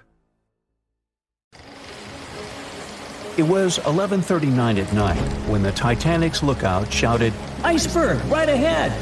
Swift action on the bridge to reduce speed and change the ship's course didn't help, and you already know how the story ends. Since then, we've regarded what happened to Titanic as a once-in-a-lifetime event. Is it though? The Titanic sank in 1912. Forget about fancy GPSs or weather satellites. At the time, ships were responsible for warning each other about the location of icebergs, like a "hey man, trust me on this" situation. Then the Titanic disaster happened. To call it a disaster is an understatement, so specialists felt the need to form an organization to avoid this kind of accident happening again. That's why, a year later, they created the International Ice Patrol, or IIP for short. Up to this day, this group has been responsible for giving ships advanced warnings about ice threats. IIP improved their methods over the years, from ship reports and aircraft patrols to satellite images. Recently, they've also been using oceanographic buoys, floating devices providing real-time information about ocean conditions up to 164 feet below the surface to predict the potential drift of icebergs. Luckily, IIP is doing an excellent job in reducing ship iceberg collisions. But don't get too comfortable, because even the most advanced detection equipment can't entirely avoid an unfortunate situation. Between 1980 and 2005, there were 57 incidents involving vessels and icebergs. And the chilling truth is that today's ships are more likely to run into an iceberg than the Titanic was. Studies have shown that 1,038 icebergs crossed the area where the Titanic sank back in 1912. You might think that's a lot, but scientists say it's not really a big deal. I mean, yeah, it's on the higher side, but there have been 14 years with even more iceberg activity since then. Nowadays, the number of icebergs is going up due to the accelerated melting of Greenland's glaciers. And since more ships are heading into polar waters, the chances of ships bumping into icebergs are higher. But the real danger for captains is invisible enemies, called growlers and bergy bits. Growlers are these small icebergs that can be the size of a regular door. And bergy bits are also considered small, measuring around the size of a school bus. These icebergs might seem harmless, but they're actually tricky since they can be completely invisible to radars or satellites. Let's see what happens when a modern cruise ship as big as the Titanic hits one of these small icebergs. Meet the Norwegian Sun, a luxurious cruise ship like Titanic, as it has the capacity to accommodate 2,400 passengers and more than 900 crew members. On July 2022, this cruise ship was on its way to Hubbard Glacier in Alaska when it found itself in the middle of a dense fog. Suddenly, passengers felt an impact and were terrified as the ship experienced a severe jolt. The fog immediately cleared and they realized what had happened. The Norwegian Sun had collided with an iceberg of the growler type. But the outcome was entirely different from Titanic. Thankfully, there were no injuries, and both the passengers and staff reached the Alaskan docks safely. Expert divers checked the condition of the boat, and they discovered that the ship had suffered some damage after the collision, so the rest of the trip was canceled. Now don't stress about packing for your next trip across the Atlantic, because accidents like the one with the Norwegian Sun are really rare. I mean, it's common for ships to encounter ice, but what's unusual is for it to be a problem. Most modern cruise ships wouldn't get physically damaged by an iceberg, and there's a reason for that. You see, the steel used in the Titanic also played a significant role in the disaster. The unsinkable ship, after all, was not so impact-resistant. Back then, the Titanic's hull was constructed using around 2,000 steel plates, which are believed to have been produced in an open hearth furnace. As a result, the steel contained a high concentration of phosphorus, oxygen, and sulfur. High levels of these elements make steel brittle at low temperatures, causing it to fail upon impact. While the steel used on the Titanic was of the highest quality available at the time, it wouldn't meet the safety standards of modern ships, and it was approximately 10 times less safe than what today's vessels use. But the most significant difference between the design of the Titanic and a modern ship lies in how the hull is put together. You see, the Titanic was built using over 3 million rivets for its hull and upper deck structure. So, when it struck the iceberg, the rivets started a chain reaction, causing the entire section of the hull to collapse simultaneously, causing an uncontrollable flood of water. In contrast, modern ships use a method called submerged arc welding, which fuses the edges of metal pieces together, creating a strong and continuous bond. This is safer because if any part of the ship gets damaged, the tear doesn't spread, making things worse. The damage remains contained within that section. Okay, So small icebergs are becoming more common, and vessels have been adapted to deal with them. But there's still one more scenario to consider.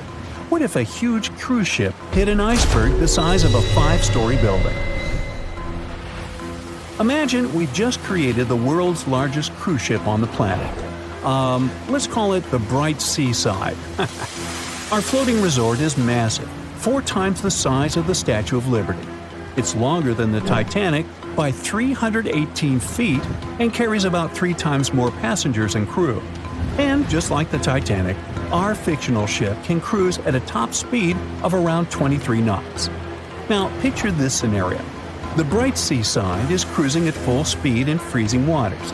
It's the middle of the night, and the captain doesn't realize that all the iceberg detecting equipment on board isn't functioning. It stopped working 3 days ago.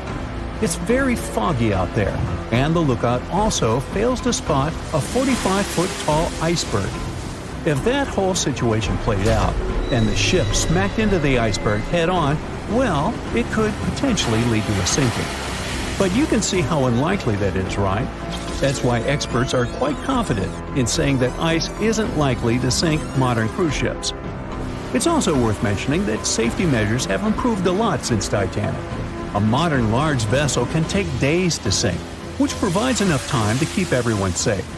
Crews are definitely better prepared to handle evacuation procedures, and passengers should also go through safety training before cruising.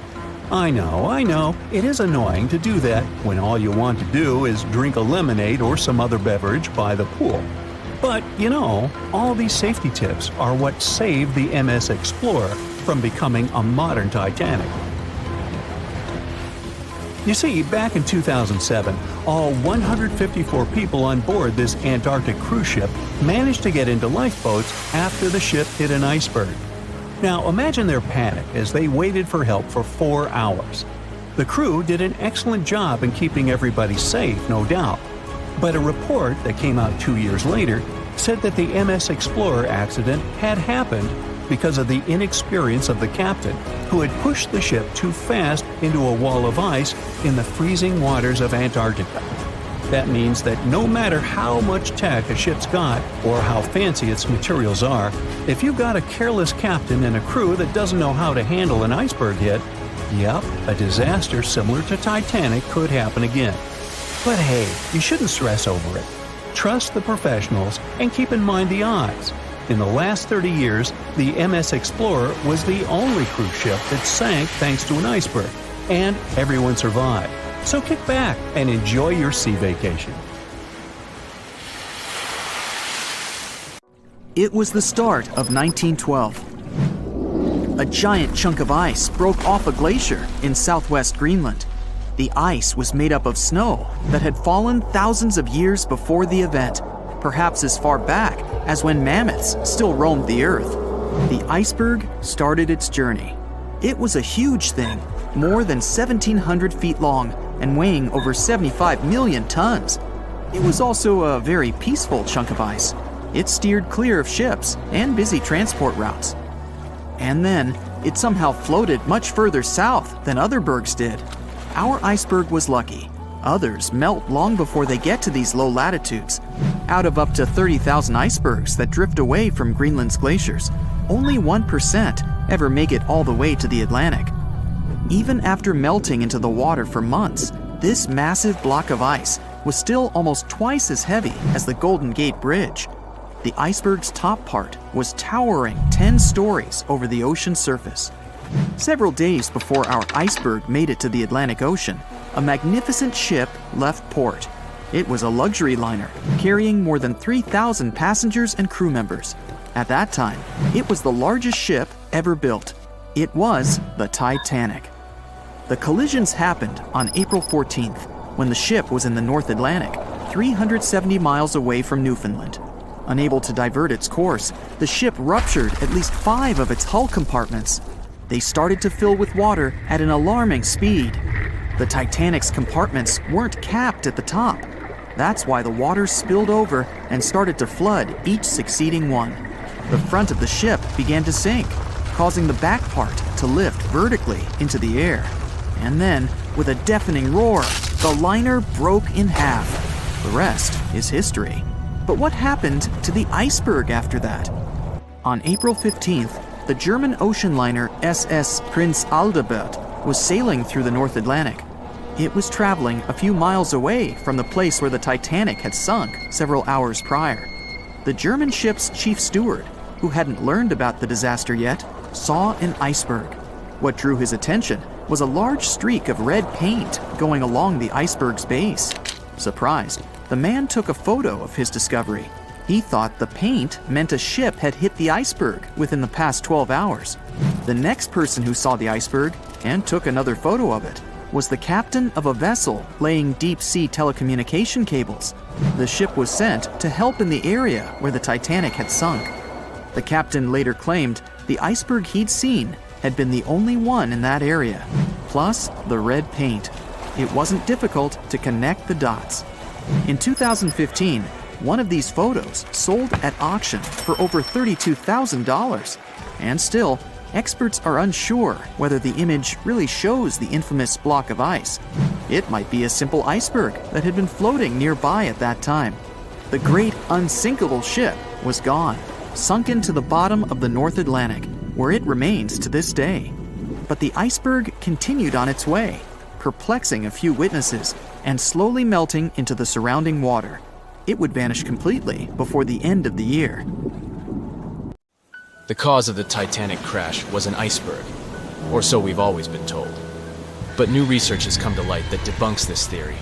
On April 15, 1915, Titanic, the biggest ship of its time, completely disappeared under the ice-cold surface of the Atlantic Ocean. It's hard to believe that such a massive and expensive creation could be destroyed by one simple iceberg, right? Well, recent findings suggest that the real cause of the disaster was a fire, not an iceberg. For over 3 decades, journalist Sinan Maloney has dedicated himself to studying the sinking of the Titanic. During his research, he made a significant discovery that shed new light on the well-known story. Maloney discovered a massive black spot on the hull of the Titanic, which measured an impressive 30 feet in length.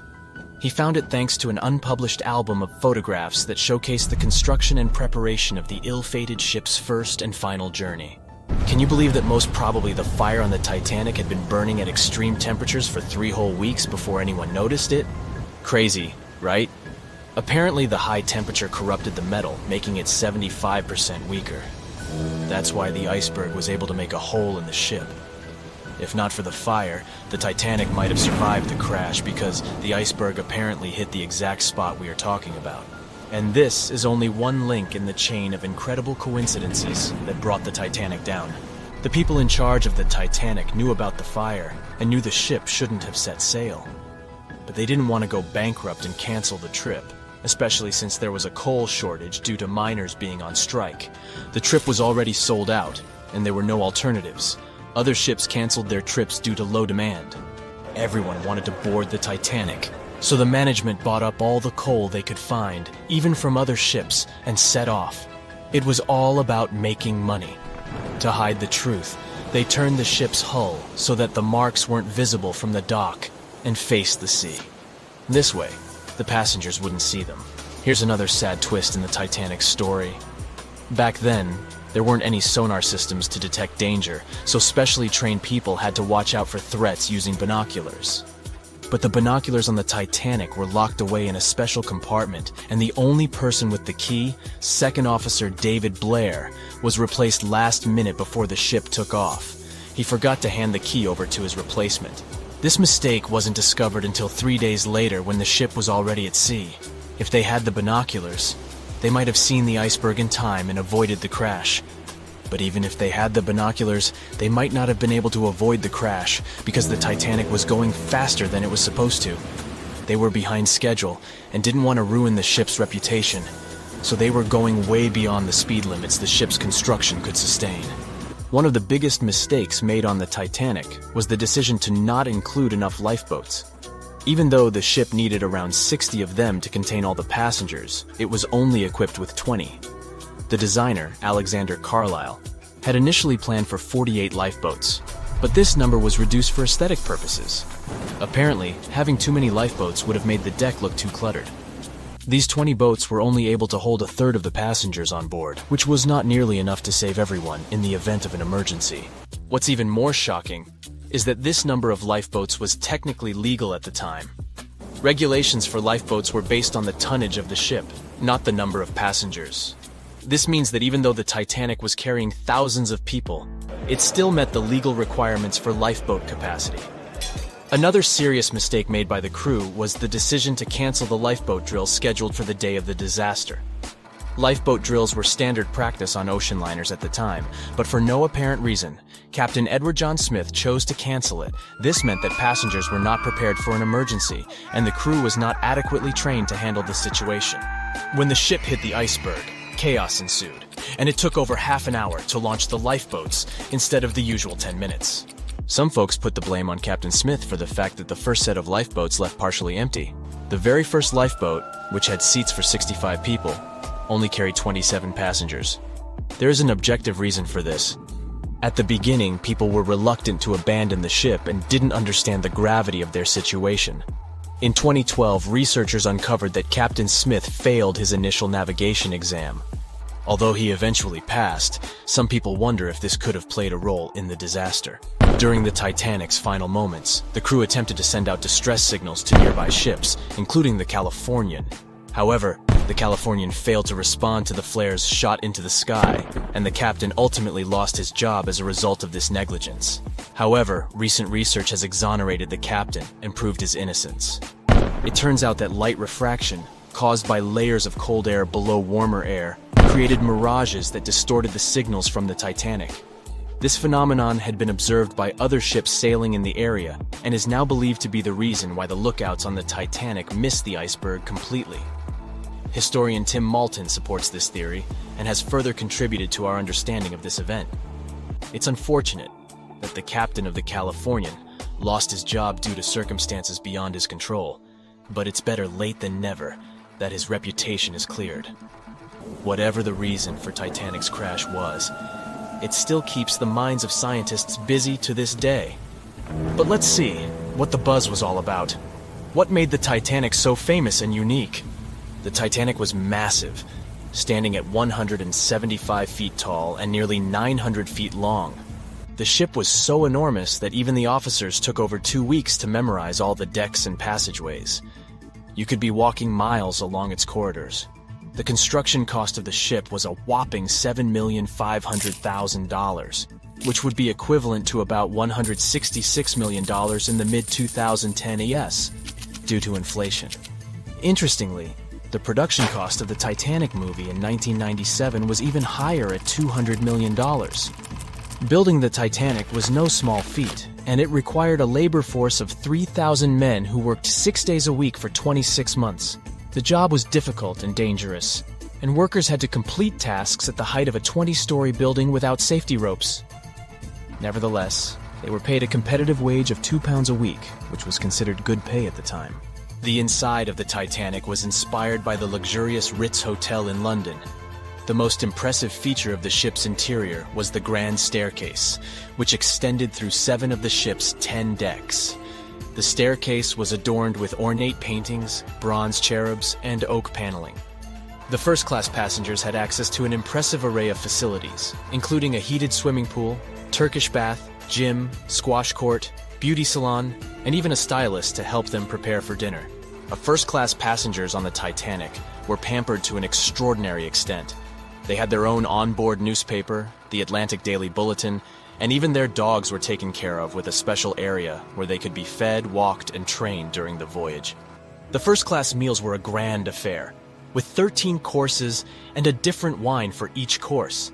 These dinners could last up to 5 hours, and they were certainly something to look forward to. With such opulence and luxury on board, it's not surprising that so many people were eager to take the first trip on the Titanic.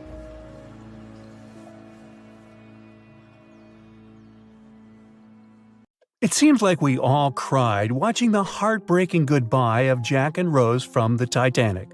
Oops, spoiler, sorry. But the real-life stories from the sinking of the famous ship were no less touching. Joseph LaRoche was born in 1886 in Haiti to a wealthy family. He was growing up without a dad, but his mother was a self-made woman and a respected merchant. His uncle was the head of his country. Joseph was fluent in French, Creole, and English. At the age of 15, Joseph realized he wanted to become an engineer. There were no engineering schools in Haiti, so he moved to France to get his education. The journey took him a whopping 83 days. Still, in his student years, Joseph met Juliet in a suburb of Paris through a mentor. They soon became friends, and then it grew into something bigger. The couple decided to get married. There was only one problem. Joseph couldn't find a well-paid qualified job even after completing his studies because of racial discrimination. The intelligent young man realized he could do better. Plus, he needed to provide for his growing family. His third kid was on the way. His uncle back in Haiti promised he'd help Joseph secure a job as a mathematics professor. His mother was overjoyed that her son and his family would be living in Haiti. She bought them first-class tickets for the French liner La France as a reunion gift. But that liner had really weird rules separating parents from their offspring for meals. The LaRoches didn't want to leave their youngsters and make them feel sad on a trip across the ocean. So they decided to trade their first-class tickets for La France for second-class tickets for RMS Titanic's maiden voyage. The Titanic was all the hype, and it didn't separate families, so it looked like a great deal. They planned to change for another ship in New York that would take them straight to their final destination in Haiti. The family boarded the Titanic on April 10, 1912, at Cherbourg. They had 3 days to enjoy the luxurious staterooms, a dining salon, a library, and 3 outdoor promenade decks available to second-class passengers. Juliet sent a letter to her father from Titanic's final stop in Queenston, Ireland. She told him they were more than happy with the accommodation. They had 2 bunks in their cabin and a couch that converted into a bed for their youngest family members. The family made friends with some nice co-passengers with whom they had traveled together from Paris. She thought they had been the only other French people on board, so they sat together for meals. Juliet mentioned they had all spent time together on the deck of the liner. She also wrote the people on board were friendly, although some sources say the family had gone through quite a lot of mean stares, gossip, and remarks. On the night of April 14th, their exciting journey came to an abrupt end. Even though Titanic's wireless operators had received warnings about drifting ice from nearby ships, the liner continued to plow ahead at full throttle. It was around 11:40 p.m. when Titanic's hull collided with the iceberg around 370 miles off the coast of Newfoundland.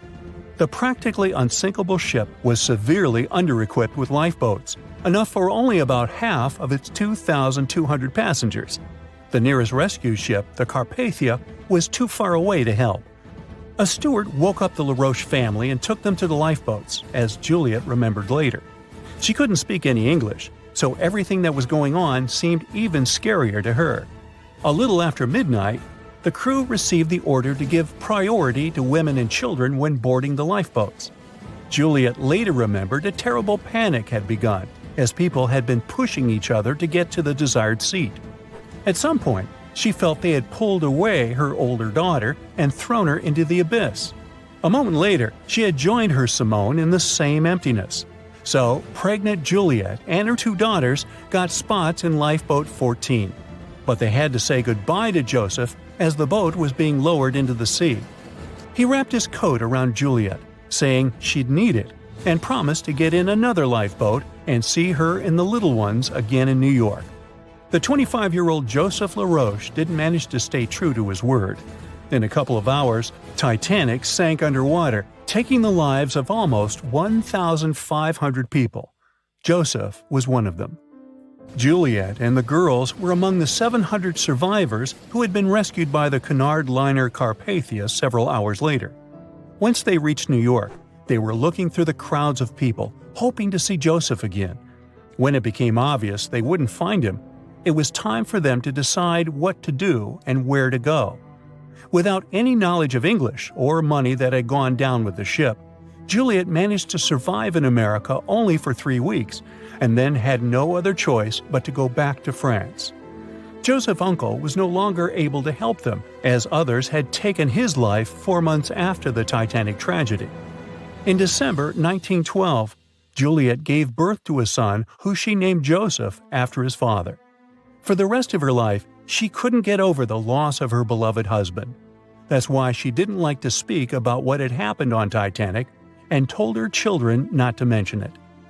In 1995, a member of the Titanic Historical Society interviewed Louise, who was the last remaining LaRoche child and the last French survivor of the sinking. And that's when the world first heard about this heartbreaking story. It inspired some plays and articles, but it never got the same attention as the story of other passengers. You probably remember the elderly couple going down together in their bed on the Titanic. It was inspired by Isidor and Ida Strauss. They were both born in Germany and emigrated to the United States as kids. They met in New York and got married 5 years later.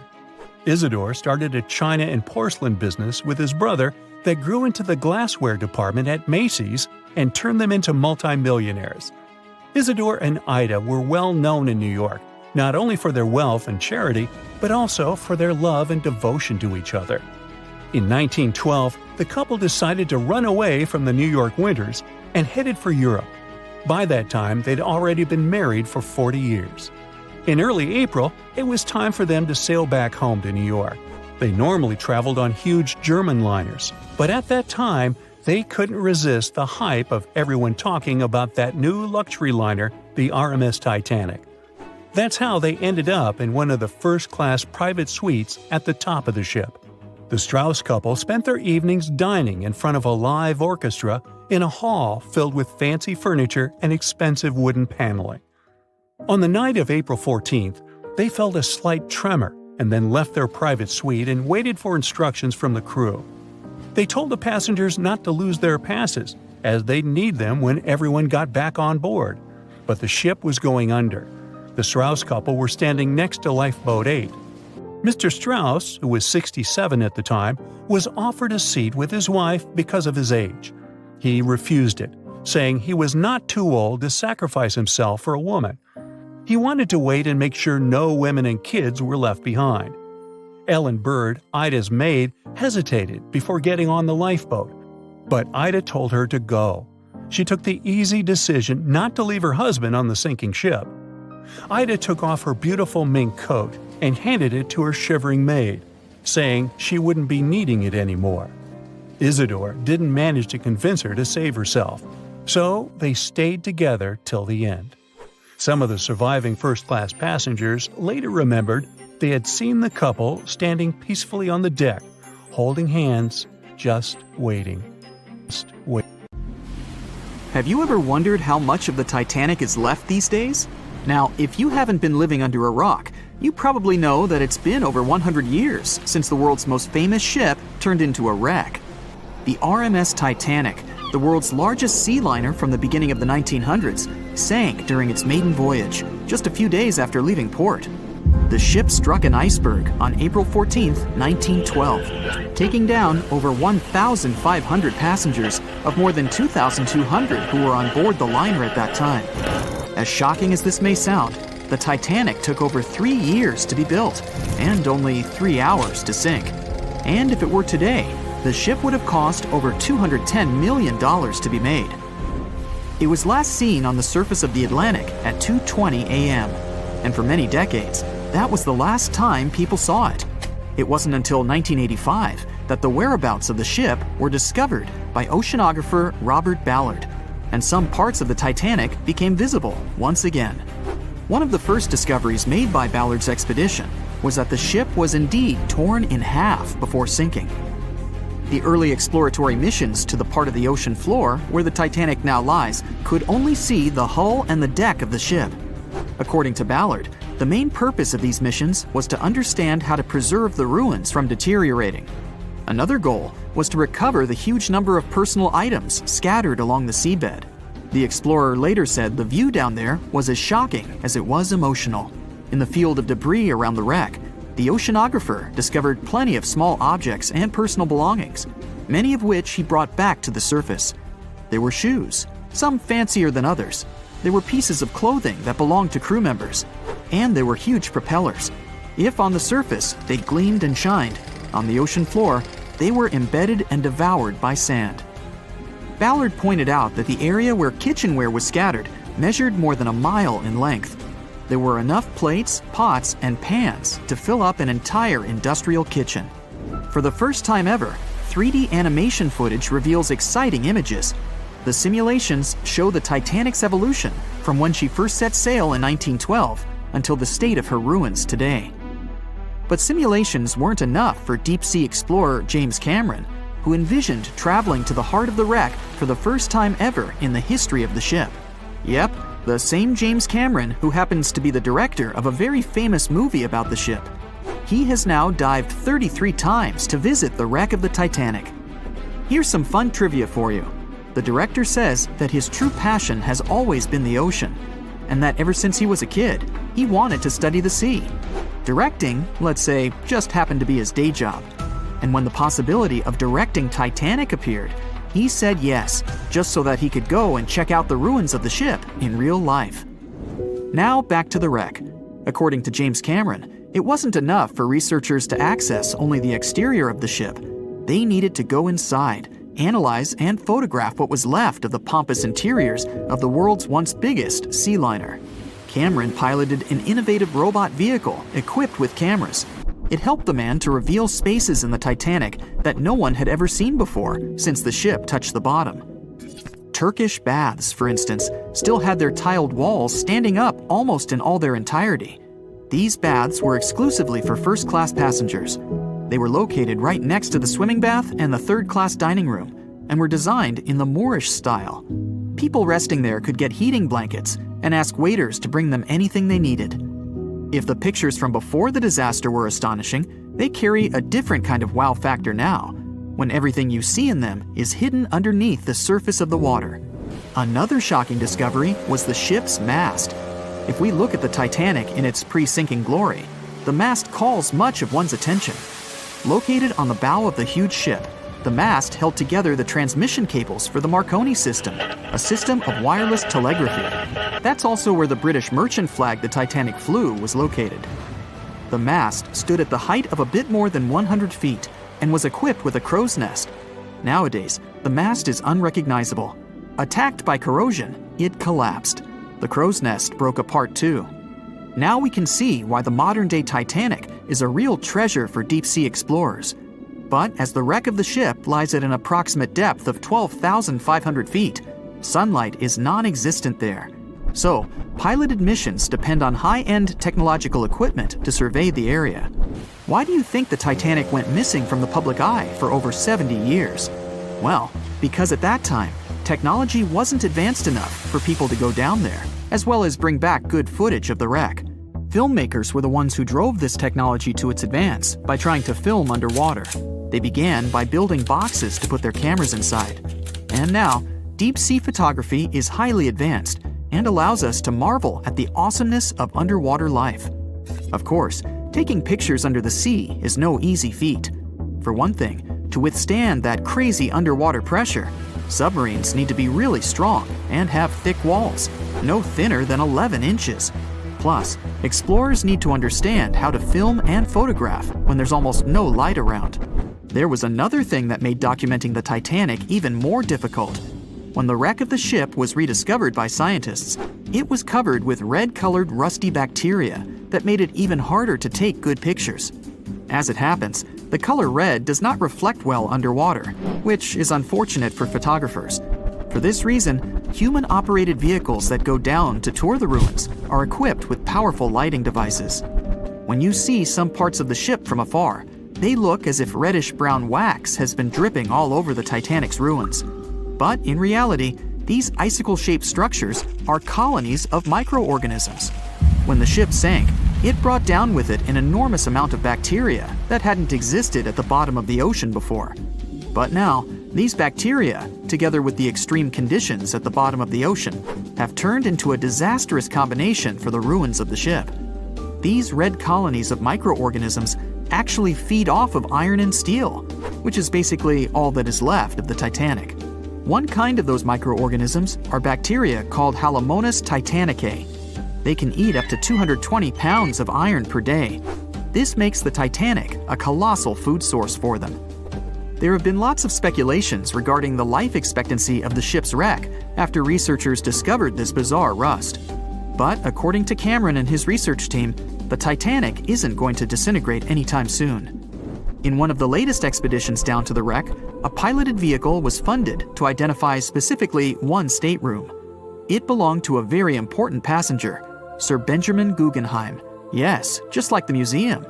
Guggenheim was the son of a mining magnate and a member of the elite group that boarded the transatlantic journey of the Titanic. Born in Philadelphia, Guggenheim was traveling back home to the US. But, as we all know, he never made it to his final destination. For the price that ranged from 400 to 800 pounds back in 1912, the equivalent of 84,000 pounds nowadays, one could book accommodation that was called a stateroom. Staterooms on the Titanic were the most luxurious kind of first-class rooms. They were located on the B or C decks and were decorated in more than 11 different styles, ranging from Jacobean, Georgian, Italian Renaissance, and the list goes on. These rooms were filled with carved paneling and marquetry made from exotic and rare kinds of wood, such as mahogany, oak, and so on. Guggenheim occupied one of these luxurious rooms, and 100 years later, one of his descendants funded an entire mission just to locate the precise stateroom the man stayed in. This expedition turned into a documentary for National Geographic, and they did manage to identify which stateroom was Guggenheim's, so kudos for them. That's it for today. So hey, if you pacified your curiosity, then give the video a like and share it with your friends.